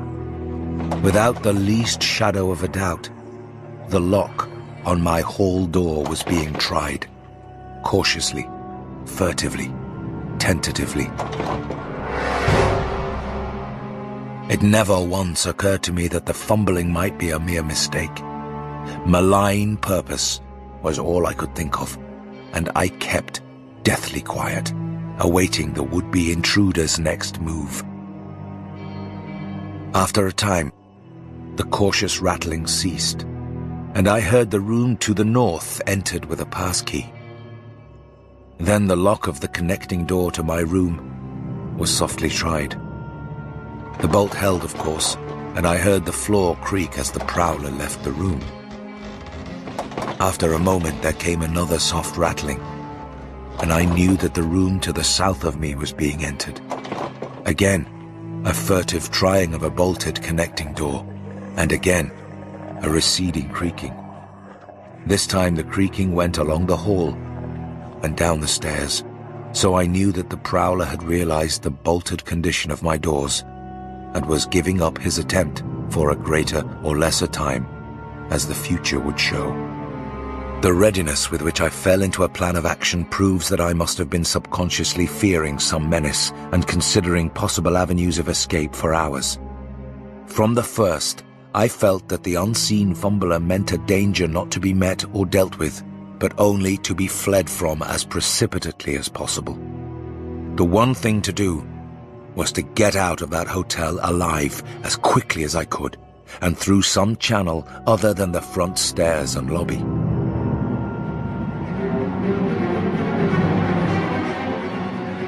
Rising softly and throwing my flashlight on the switch, I sought to light the bulb over my bed in order to choose and pocket some belongings for a swift, valiseless flight. Nothing, however, happened, and I saw that the power had been cut off. Clearly some cryptic, evil movement was afoot on a large scale, just what I could not say. As I stood pondering with my hand on the now useless switch, I heard a muffled creaking on the floor below, and thought I could barely distinguish voices in conversation. A moment later I felt less sure that the deeper sounds were voices, since the apparent hoarse barkings and loose-syllabled croakings bore so little resemblance to recognized human speech. Then I thought with renewed force of what the factory inspector had heard in the night in this mouldering and pestilential building. Having filled my pockets with the flashlight's aid, I put on my hat and tiptoed to the windows to consider chances of descent. Despite the state's safety regulations, there was no fire escape on this side of the hotel, and I saw that my windows commanded only a sheer 3-story drop to the cobbled courtyard. On the right and left, however, some ancient brick business blocks abutted on the hotel, their slant roofs coming up to a reasonable jumping distance from my 4th-story level. To reach either of these lines of buildings, I would have to be in a room 2 doors from my own, in one case on the north and in the other case on the south, and my mind instantly set to work calculating what chances I had of making the transfer. I could not, I decided, risk an emergence into the corridor where my footsteps would surely be heard, and where the difficulties of entering the desired room would be insuperable. My progress, if it was to be made at all, would have to be through the less solidly built connecting doors of the rooms, the locks and bolts of which I would have to force violently, using my shoulder as a battering ram whenever they were set against me. This, I thought, would be possible, owing to the rickety nature of the house and its fixtures. But I realized I could not do it noiselessly. I would have to count on sheer speed and the chance of getting to a window before any hostile forces became coordinated enough to open the right door toward me with a passkey. My own outer door I reinforced by pushing the bureau against it little by little in order to make a minimum of sound. I perceived that my chances were very slender, and was fully prepared for any calamity. Even getting to another roof would not solve the problem, for there would then remain the task of reaching the ground and escaping from the town. One thing in my favor was the deserted and ruinous state of the abutting buildings, and the number of skylights gaping blackly open in each row. Gathering from the grocery boy's map that the best route out of town was southward, I glanced first at the connecting door on the south side of the room. It was designed to open in my direction, hence I saw it was not a favorable one for forcing. Accordingly, abandoning it as a route, I cautiously moved the bedstead against it to hamper any attack which might be made on it later from the next room. The door on the north was hung to open away from me, and this, though a test proved it to be locked or bolted from the other side, I knew must be my route. If I could gain the roofs of the buildings in Payne Street and descend successfully to the ground level, I might perhaps dart through the courtyard and the adjacent or opposite buildings to Washington or Bates, or else emerge in Payne and edge around southward into Washington. In any case, I would aim to strike Washington somehow and get quickly out of the town square region. My preference would be to avoid Payne, since the fire station there might be open all night. As I thought of these things, I looked out over the squalid sea of decaying roofs below me, now brightened by the beams of a moon not much past full. On the right, the black gash of the river gorge clove the panorama, abandoned factories and railway station clinging barnacle-like to its sides. Beyond it, the rusted railway and the Rowley Road led off through a flat, marshy terrain dotted with islets of higher and drier scrub-grown land. On the left, the creek-threaded countryside was nearer, the narrow road to Ipswich gleaming white in the moonlight. I could not see from my side of the hotel the southward route toward Arkham, which I had determined to take. I was irresolutely speculating on when I had better attack the northward door and on how I could least audibly manage it, when I noticed that the vague noises underfoot had given place to a fresh and heavier creaking of the stairs. A wavering flicker of light showed through my transom, and the boards of the corridor began to groan with a ponderous load. Muffled sounds of possible vocal origin approached, and at length a firm knock came at my outer door. For a moment, I simply held my breath and waited. Eternity seemed to elapse, and the nauseous, fishy odor of my environment seemed to mount suddenly and spectacularly. Then the knocking was repeated, continuously and with growing insistence. I knew that the time for action had come, and forthwith drew the bolt of the northward connecting door, bracing myself for the task of battering it open.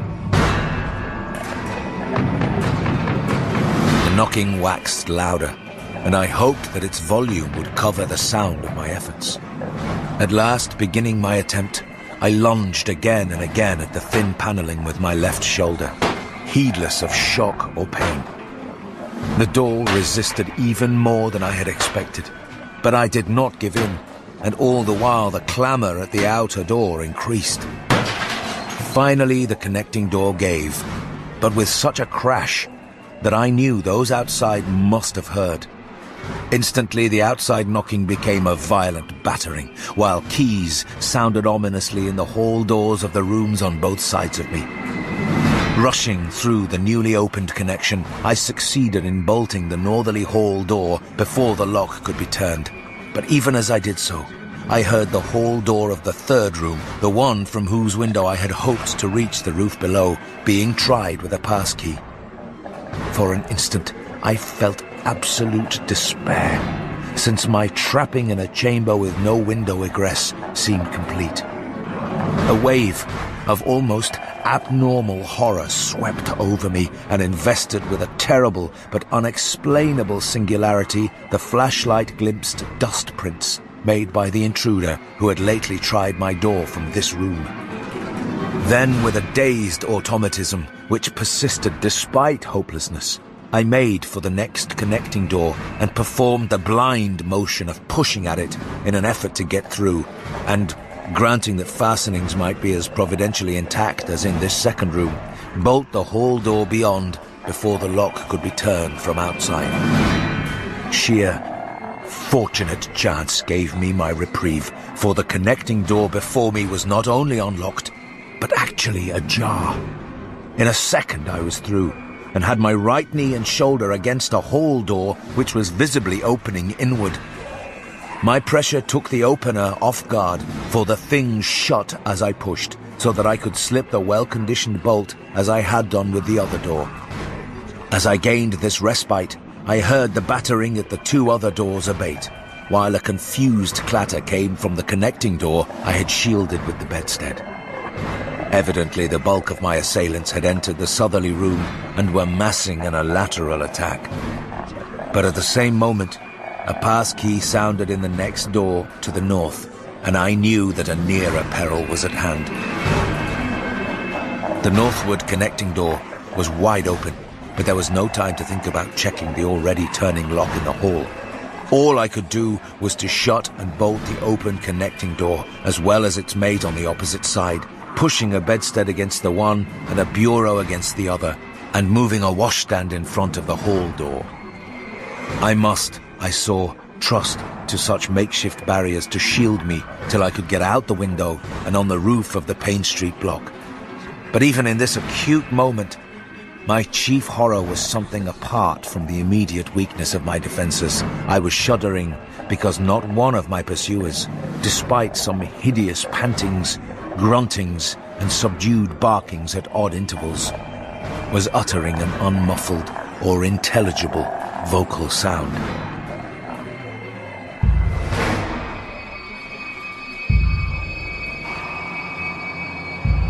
As I moved the furniture and rushed toward the windows, I heard a frightful scurrying along the corridor toward the room north of me, and perceived that the southward battering had ceased.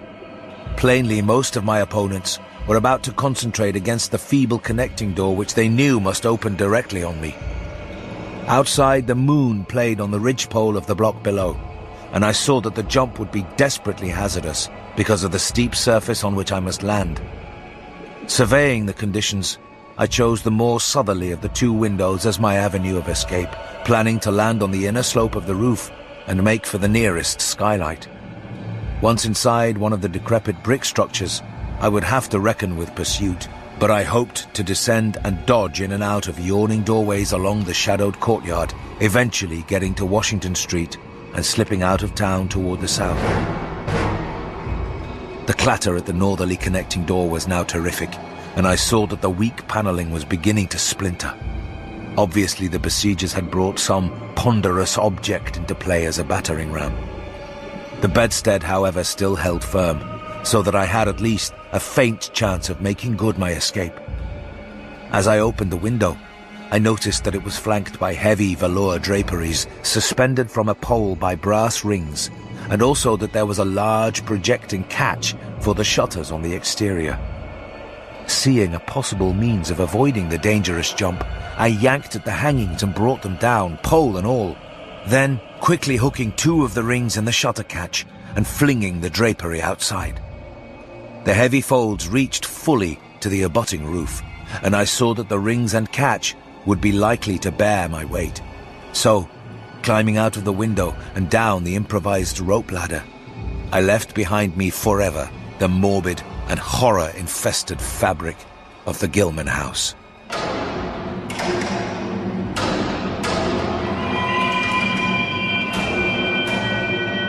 I landed safely on the loose slates of the steep roof and succeeded in gaining the gaping black skylight without a slip. Glancing up at the window I had left, I observed it was still dark, though far across the crumbling chimneys to the north, I could see lights ominously blazing in the order of Dagon Hall, the Baptist church, and the Congregational church, which I recalled so shiveringly. There had seemed to be no one in the courtyard below, and I hoped there would be a chance to get away before the spreading of a general alarm. Flashing my pocket lamp into the skylight, I saw there were no steps down. The distance was slight, however, so I clambered over the brink and dropped, striking a dusty floor littered with crumbling boxes and barrels. The place was ghoulish looking, but I was past minding such impressions and made at once for the staircase revealed by my flashlight after a hasty glance at my watch, which showed the hour to be 2 a.m. The steps creaked, but seemed tolerably sound, and I raced down past a barn-like second story to the ground floor. The desolation was complete, and only echoes answered my footfalls. At length I reached the lower hall, at one end of which I saw a faint, luminous rectangle marking the ruined Payne Street doorway.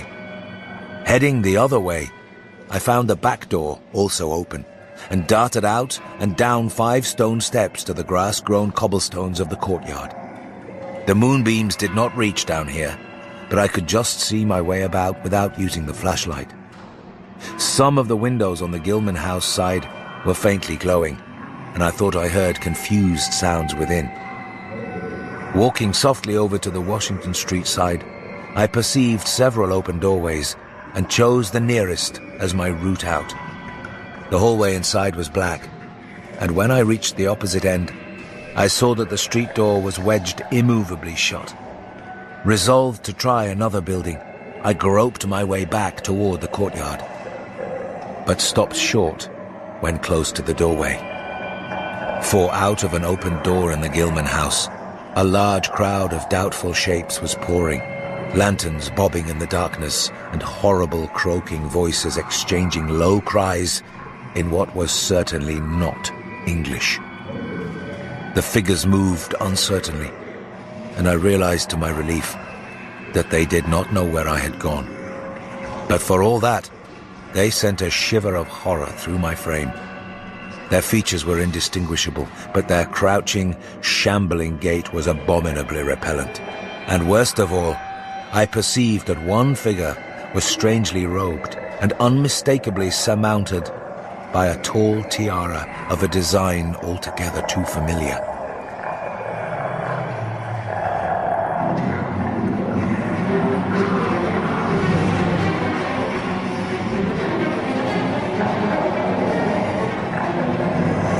As the figures spread throughout the courtyard, I felt my fears increase. Suppose I could find no egress from this building on the street side. The fishy odor was detestable, and I wondered I could stand it without fainting. Again groping toward the street, I opened a door off the hall and came upon an empty room with closely shuttered but sashless windows. Fumbling in the rays of my flashlight, I found I could open the shutters, and in another moment had climbed outside and was carefully closing the aperture in its original manner. I was now in Washington Street, and for the moment saw no living thing nor any light save that of the moon. From several directions in the distance, however, I could hear the sound of hoarse voices, of footsteps, and of a curious kind of pattering, which did not sound quite like footsteps. Plainly, I had no time to lose. The points of the compass were clear to me, and I was glad that all the streetlights were turned off, as is often the custom on strongly moonlit nights in unprosperous rural regions. Some of the sounds came from the south, yet I retained my design of escaping in that direction. There would, I knew, be plenty of deserted doorways to shelter me in case I met any person or group who looked like pursuers. I walked rapidly, softly, and close to the ruined houses. While hatless and disheveled after my arduous climb, I did not look especially noticeable, and stood a good chance of passing unheeded if forced to encounter any casual wayfarer. At Bates Street, I drew into a yawning vestibule while two shambling figures crossed in front of me, but was soon on my way again and approaching the open space where Elliott Street obliquely crosses Washington at the intersection of South. Though I had never seen this space, it had looked dangerous to me on the grocery youth's map, since the moonlight would have free play there. There was no use trying to evade it, for any alternative course would involve detours of possibly disastrous visibility and delaying effect. The only thing to do was to cross it boldly and openly, imitating the typical shamble of the Innsmouth folk as best I could, and trusting that no one, or at least no pursuer of mine, would be there.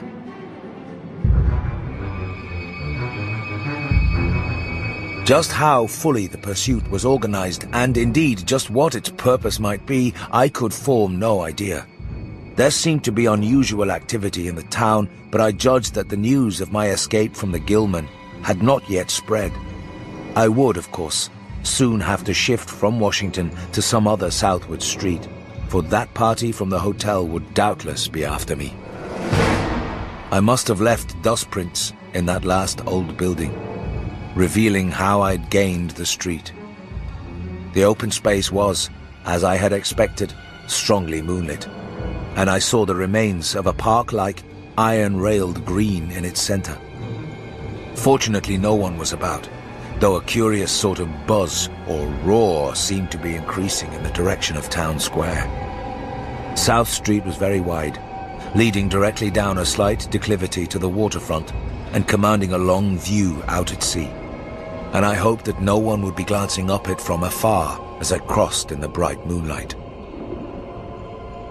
My progress was unimpeded, and no fresh sound arose to hint that I had been spied. Glancing about me, I involuntarily let my pace slacken for a second to take in the sight of the sea, gorgeous in the burning moonlight at the street's end. Far out beyond the breakwater was the dim, dark line of Devil Reef, and as I glimpsed it, I could not help thinking of all the hideous legends I had heard in the last 34 hours. Legends which portrayed this ragged rock as a veritable gateway to realms of unfathomed horror and inconceivable abnormality. Then, without warning, I saw the intermittent flashes of light on the distant reef. They were definite and unmistakable, and awaked in my mind a blind horror beyond all rational proportion.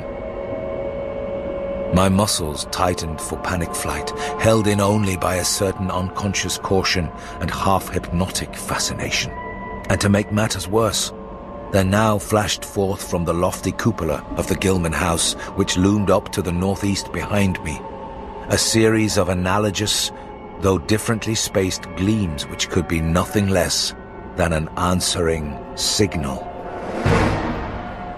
Controlling my muscles and realizing afresh how plainly visible I was, I resumed my brisker and feignedly shambling pace, though keeping my eyes on that hellish and ominous reef as long as the opening of South Street gave me a seaward view. What the whole proceeding meant I could not imagine, unless it involved some strange rite connected with Devil Reef, or unless some party had landed from a ship on that sinister rock. I now bent to the left around the ruinous green, still gazing toward the ocean as it blazed in the spectral summer moonlight, and watching the cryptical flashing of those nameless, unexplainable beacons. It was then that the most horrible impression of all was borne in upon me. The impression which destroyed my last vestige of self-control and set me running frantically southward past the yawning black doorways and fishily staring windows of that deserted nightmare street. For at a closer glance, I saw that the moonlit waters between the reef and the shore were far from empty. They were alive, with a teeming horde of shapes swimming inward toward the town. And even at my vast distance, and in my single moment of perception, I could tell that the bobbing heads and flailing arms were alien and aberrant in a way scarcely to be expressed or consciously formulated.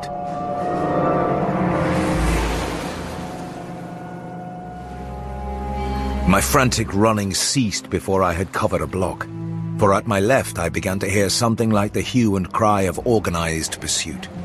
There were footsteps and guttural sounds, and a rattling motor wheezed south along Federal Street. In a second, all my plans were utterly changed, for if the southward highway were blocked ahead of me, I must clearly find another egress from Innsmouth. I paused and drew into a gaping doorway, reflecting how lucky I was to have left the moonlit open space before these pursuers came down the parallel street. I decided to leave using the abandoned railway track. Then, as my gaze circled inland from the town, something less tranquil arrested my notice and held me immobile for a second. What I saw, or fancied I saw, was a disturbing suggestion of undulant motion far to the south. A suggestion which made me conclude that a very large horde must be pouring out of the city along the level Ipswich Road. The distance was great, and I could distinguish nothing in detail, but I did not at all like the look of that moving column. It undulated too much and glistened too brightly in the rays of the now westering moon. There was a suggestion of sound, too, though the wind was blowing the other way, a suggestion of bestial scraping and bellowing, even worse than the muttering of the parties I had lately overheard.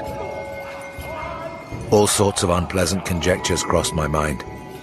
I thought of those very extreme Innsmouth types said to be hidden in crumbling, centuried warrens near the waterfront. I thought, too, of those nameless swimmers I had seen, counting the parties so far glimpsed as well as those presumably covering other roads. The number of my pursuers must be strangely large for a town as depopulated as Innsmouth. I had entered the brush-grown cut and was struggling along at a very slow pace when that damnable, fishy odor again waxed dominant. Had the wind suddenly changed eastward so that it blew in from the sea and over the town? It must have, I concluded, since I now began to hear shocking, guttural murmurs from that hitherto silent direction. There was another sound too, a kind of wholesale, colossal flopping or pattering, which somehow called up images of the most detestable sort. It made me think illogically of that unpleasantly undulating column on the far-off Ipswich road.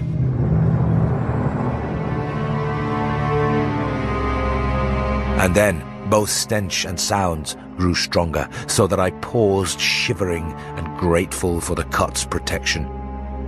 Crouched in the bushes of that sandy cleft, I felt reasonably safe, even though I knew the searchers would have to cross the track in front of me, not much more than 100 yards away. I would be able to see them, but they could not, except by a malign miracle, see me. All at once I began dreading to look at them as they passed. I saw the close moonlit space where they would surge by, and had curious thoughts about the irredeemable pollution of that space. They would perhaps be the worst of all Innsmouth types, something one would not care to remember. The stench waxed overpowering, and the noises swelled to a bestial babble of croaking, baying, and barking without the least suggestion of human speech. Were these indeed the voices of my pursuers? Did they have dogs after all? So far I had seen none of the lower animals in Innsmouth. That flopping or pattering was monstrous. I could not look upon the degenerate creatures responsible for it. I would keep my eyes shut till the sounds receded toward the west. I am not even yet willing to say whether what followed was a hideous actuality or only a nightmare hallucination. The later action of the government, after my frantic appeals, would tend to confirm it as a monstrous truth. But could not a hallucination have been repeated under the quasi-hypnotic spell of that ancient, haunted and shadowed town? Such places have strange properties, and the legacy of insane legend might well have acted on more than one human imagination amidst those dead, stench-cursed streets and huddles of rotting roofs and crumbling steeples. Is it not possible that the germ of an actual, contagious madness lurks in the depths of that shadow over Innsmouth? Who can be sure of reality after hearing things like the tale of old Zadok Allen? The government men never found poor Zadok, and have no conjectures to make as to what became of him. Where does madness leave off and reality begin? Is it possible that even my latest fear is sheer delusion? But I must try to tell what I thought I saw that night under the mocking yellow moon. Saw surging and hopping down the Rowley Road in plain sight in front of me as I crouched among the wild brambles of that desolate railway cut. Then I knew that a long section of them must be plainly in sight where the sides of the cut flattened out and the road crossed the track. And I could no longer keep myself from sampling whatever horror that leering yellow moon might have to show. It was the end, for whatever remains to me of life on the surface of this earth, of every vestige of mental peace and confidence in the integrity of nature and of the human mind. Can it be possible that this planet has actually spawned such things? That human eyes have truly seen, as objective flesh, what man has hitherto known only in febrile fantasy and tenuous legend? And yet I saw them in a limitless stream, flopping, hopping, croaking, bleating, surging inhumanly through the spectral moonlight in a grotesque, malignant saraband of fantastic nightmare.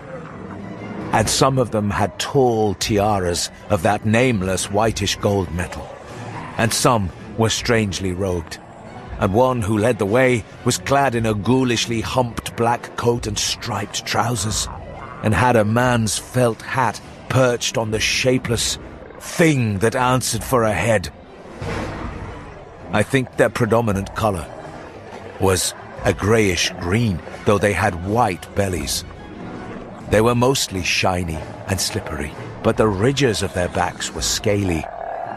Their forms vaguely suggested the anthropoid, while their heads were the heads of fish, with prodigious bulging eyes that never closed. At the sides of their necks were palpitating gills, and their long paws were webbed.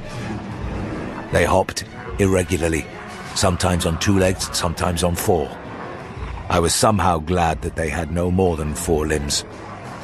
Their croaking, baying voices, clearly used for articulate speech, held all the dark shades of expression which their staring faces lacked.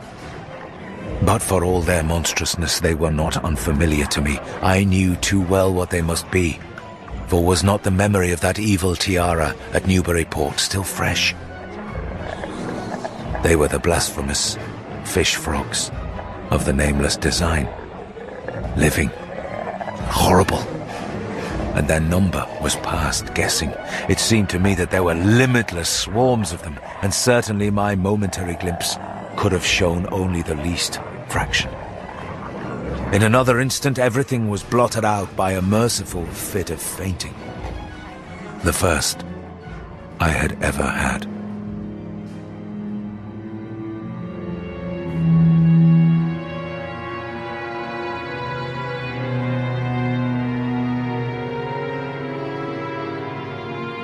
It was a gentle daylight rain that awaked me from my stupor in the brush-grown railway cot. And when I staggered out to the roadway ahead, I saw no trace of any prints in the fresh mud. The fishy odor, too, was gone. Innsmouth's ruined roofs and toppling steeples loomed up greyly toward the southeast.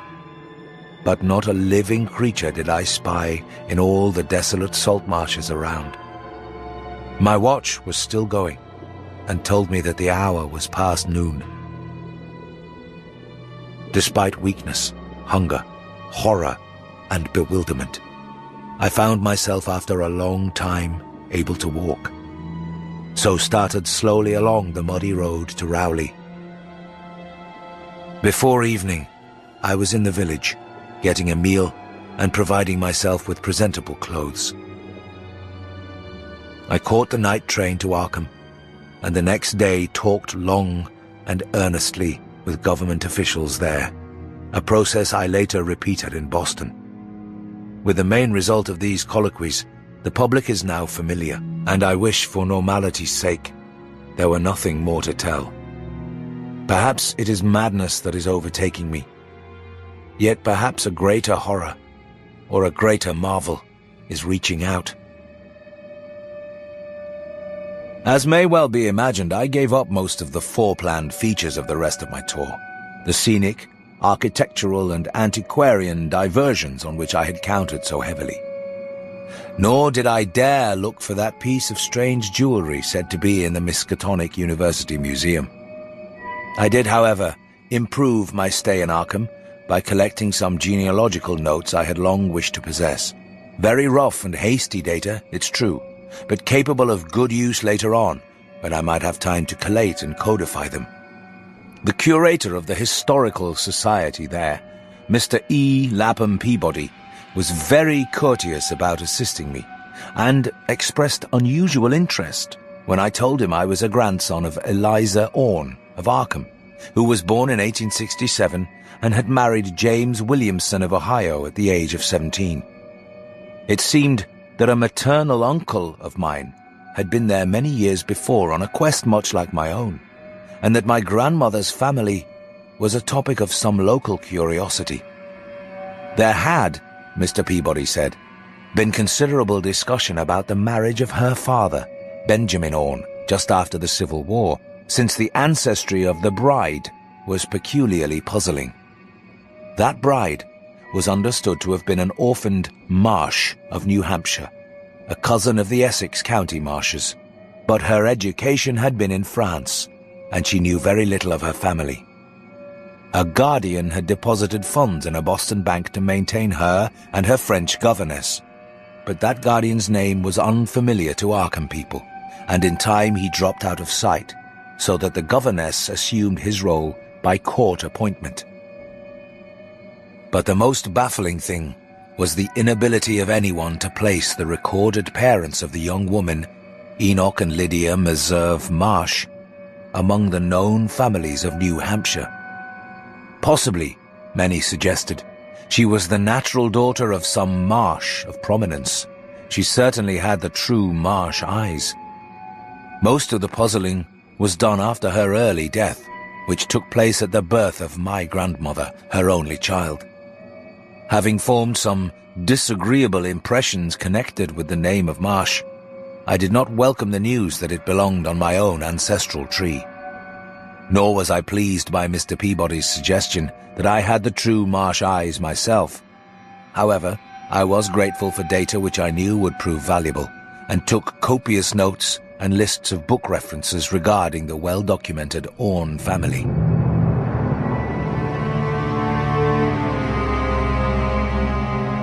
I went directly home and spent a month recuperating from my ordeal. In September, I entered Oberlin for my final year, and from then till the next June was busy with studies and other wholesome activities, reminded of the bygone terror only by occasional official visits from government men in connection with the campaign which my pleas and evidence had started. Around the middle of July, just a year after the Innsmouth experience, I spent a week with my late mother's family, checking some of my new genealogical data with the various notes, traditions and bits of heirloom material in existence there, and seeing what kind of connected chart I could construct. My Arkham-born grandmother had seemed strange and almost terrifying to me, and I do not think I grieved when she disappeared. I was 8 years old then, and it was said that she had wandered off in grief after the suicide of my Uncle Douglas, her eldest son. He had shot himself after a trip to New England, the same trip, no doubt, which had caused him to be recalled at the Arkham Historical Society. This uncle had resembled her, and I had never liked him either. Something about the staring, unwinking expression of both of them had given me a vague, unaccountable uneasiness. My mother and Uncle Walter had not looked like that. They were like their father, though poor little cousin Lawrence, Walter's son, had been an almost perfect duplicate of his grandmother before his condition took him to the permanent seclusion of a sanitarium at Canton. I had not seen him in 4 years, but my uncle once implied that his state, both mental and physical, was very bad. This worry had probably been a major cause of his mother's death 2 years before. My grandfather and his widowed son Walter now comprised the family household, but the memory of older times hung thickly over it. I still disliked the place, and tried to get my researches done as quickly as possible. Williamson records and traditions were supplied in abundance by my grandfather, though for Orne material I had to depend on my uncle Walter, who put at my disposal the contents of all his files, including notes, letters, cuttings, heirlooms, photographs, and miniatures. It was in going over the letters and pictures on the Orne side that I began to acquire a kind of terror of my own ancestry. As I have said, my grandmother and Uncle Douglas had always disturbed me. Now, years after their passing, I gazed at their pictured faces with a measurably heightened feeling of repulsion and alienation. I could not at first understand the change, but gradually a horrible sort of comparison began to obtrude itself on my unconscious mind, despite the steady refusal of my consciousness to admit even the least suspicion of it. It was clear that the typical expression of these faces now suggested something it had not suggested before, something which would bring stark panic if too openly thought of. But the worst shock came when my uncle showed me the Orne jewelry in a downtown safe deposit vault.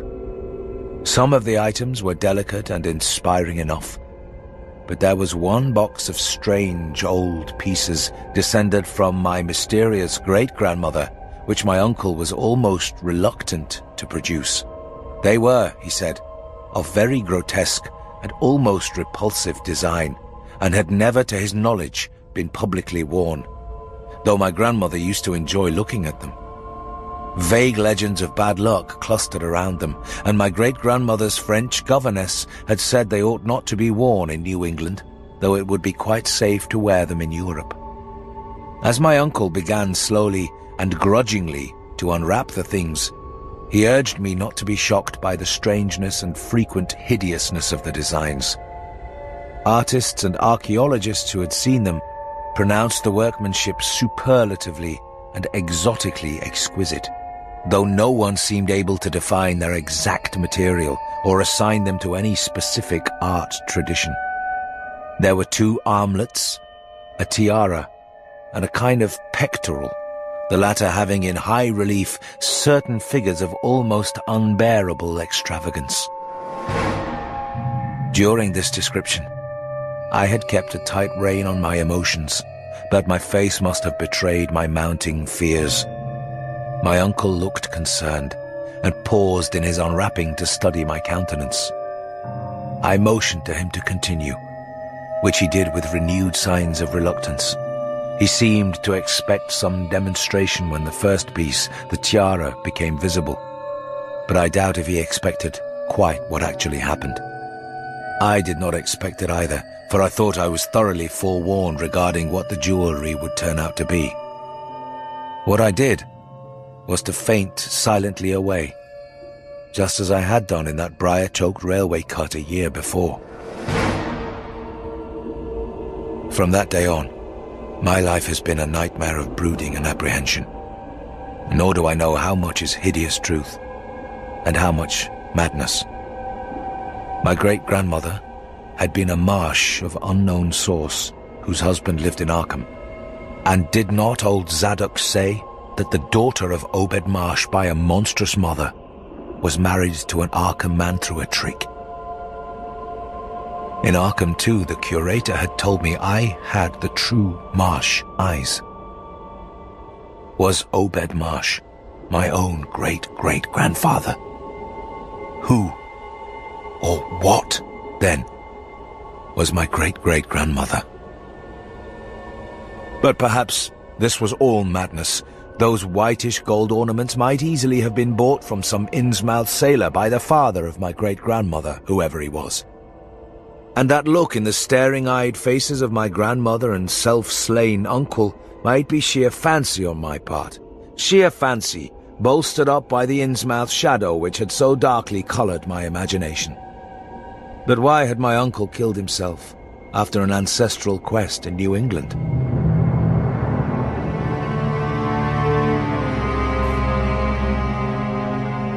For more than 2 years I fought off these reflections with partial success. My father secured me a place in an insurance office, and I buried myself in routine as deeply as possible. In the winter of 1930 to 31, however, the dreams began. They were very sparse and insidious at first, but increased in frequency and vividness as the weeks went by. Great watery spaces opened out before me, and I seemed to wander through titanic sunken porticos and labyrinths of weedy cyclopean walls with grotesque fishes as my companions. Then the other shapes began to appear, filling me with nameless horror the moment I awoke. But during the dreams, they did not horrify me at all. I was one with them, wearing their unhuman trappings, treading their aqueous ways, and praying monstrously at their evil sea-bottom temples. There was much more than I could remember, but even what I did remember each morning would be enough to stamp me as a madman or a genius if ever I dared write it down. Some frightful influence I felt was seeking gradually to drag me out of the sane world of wholesome life into unnameable abysses of blackness and alienage, and the process told heavily on me. My health and appearance grew steadily worse, till finally I was forced to give up my position and adopt the static, secluded life of an invalid.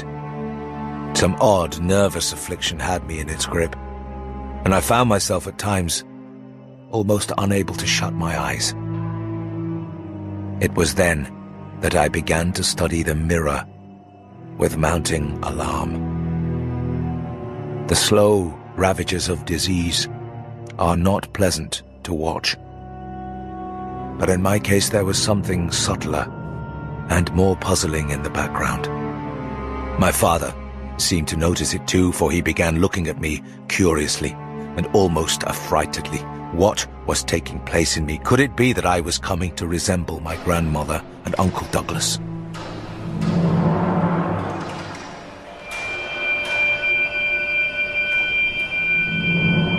One night, I had a frightful dream in which I met my grandmother under the sea. She lived in a phosphorescent palace of many terraces with gardens of strange leprous corals and grotesque brachyate efflorescences, and welcomed me with a warmth that may have been sardonic. She had changed, as those who take to the water change, and told me she had never died. Instead, she had gone to a spot her dead son had learned about, and had leapt to a realm whose wonders, destined for him as well, he had spurned with a smoking pistol. This was to be my realm too. I could not escape it. I would never die, but would live with those who had lived since before man ever walked the earth. I met also that which had been her grandmother. For 80,000 years, Pathaila had lived in Yahanithle, and thither she had gone back after Obed Marsh was dead. Yahanithle was not destroyed when the Upper Earthmen shot death into the sea. It was hurt, but not destroyed. The Deep Ones could never be destroyed, even though the Paleogean magic of the Forgotten Old Ones might sometimes check them. For the present, they would rest. But someday, if they remembered, they would rise again for the tribute great Cthulhu craved. It would be a city greater than Innsmouth next time. They had planned to spread, and had brought up that which would help them. But now they must wait once more. This was the dream in which I saw a Shoggoth creature for the first time, and the sight set me awake in a frenzy of screaming. That morning the mirror definitely told me I had acquired the Innsmouth look. So far I have not shot myself as my Uncle Douglas did. I bought an automatic and almost took the step. But certain dreams deterred me. The tense extremes of horror are lessening, and I feel queerly drawn toward the unknown sea deeps instead of fearing them. I hear and do strange things in sleep, and awake with a kind of exaltation instead of terror. I do not believe I need to wait for the full change, as most have waited. If I did, my father would probably shut me up in a sanitarium, as my poor little cousin is shut up. Stupendous and unheard of splendors await me below, and I shall seek them soon. La Relaya, Cthulhu Fatagan, La. No, I shall not shoot myself. I cannot be made to shoot myself. I shall plan my cousin's escape from that Canton madhouse, and together we shall go to marvel-shadowed Innsmouth. We shall swim out to that brooding reef in the sea, and dive down through black abysses to Cyclopean and many-columned Yahanithle. And in that lair of the Deep Ones, we shall dwell amidst wonder and glory forever.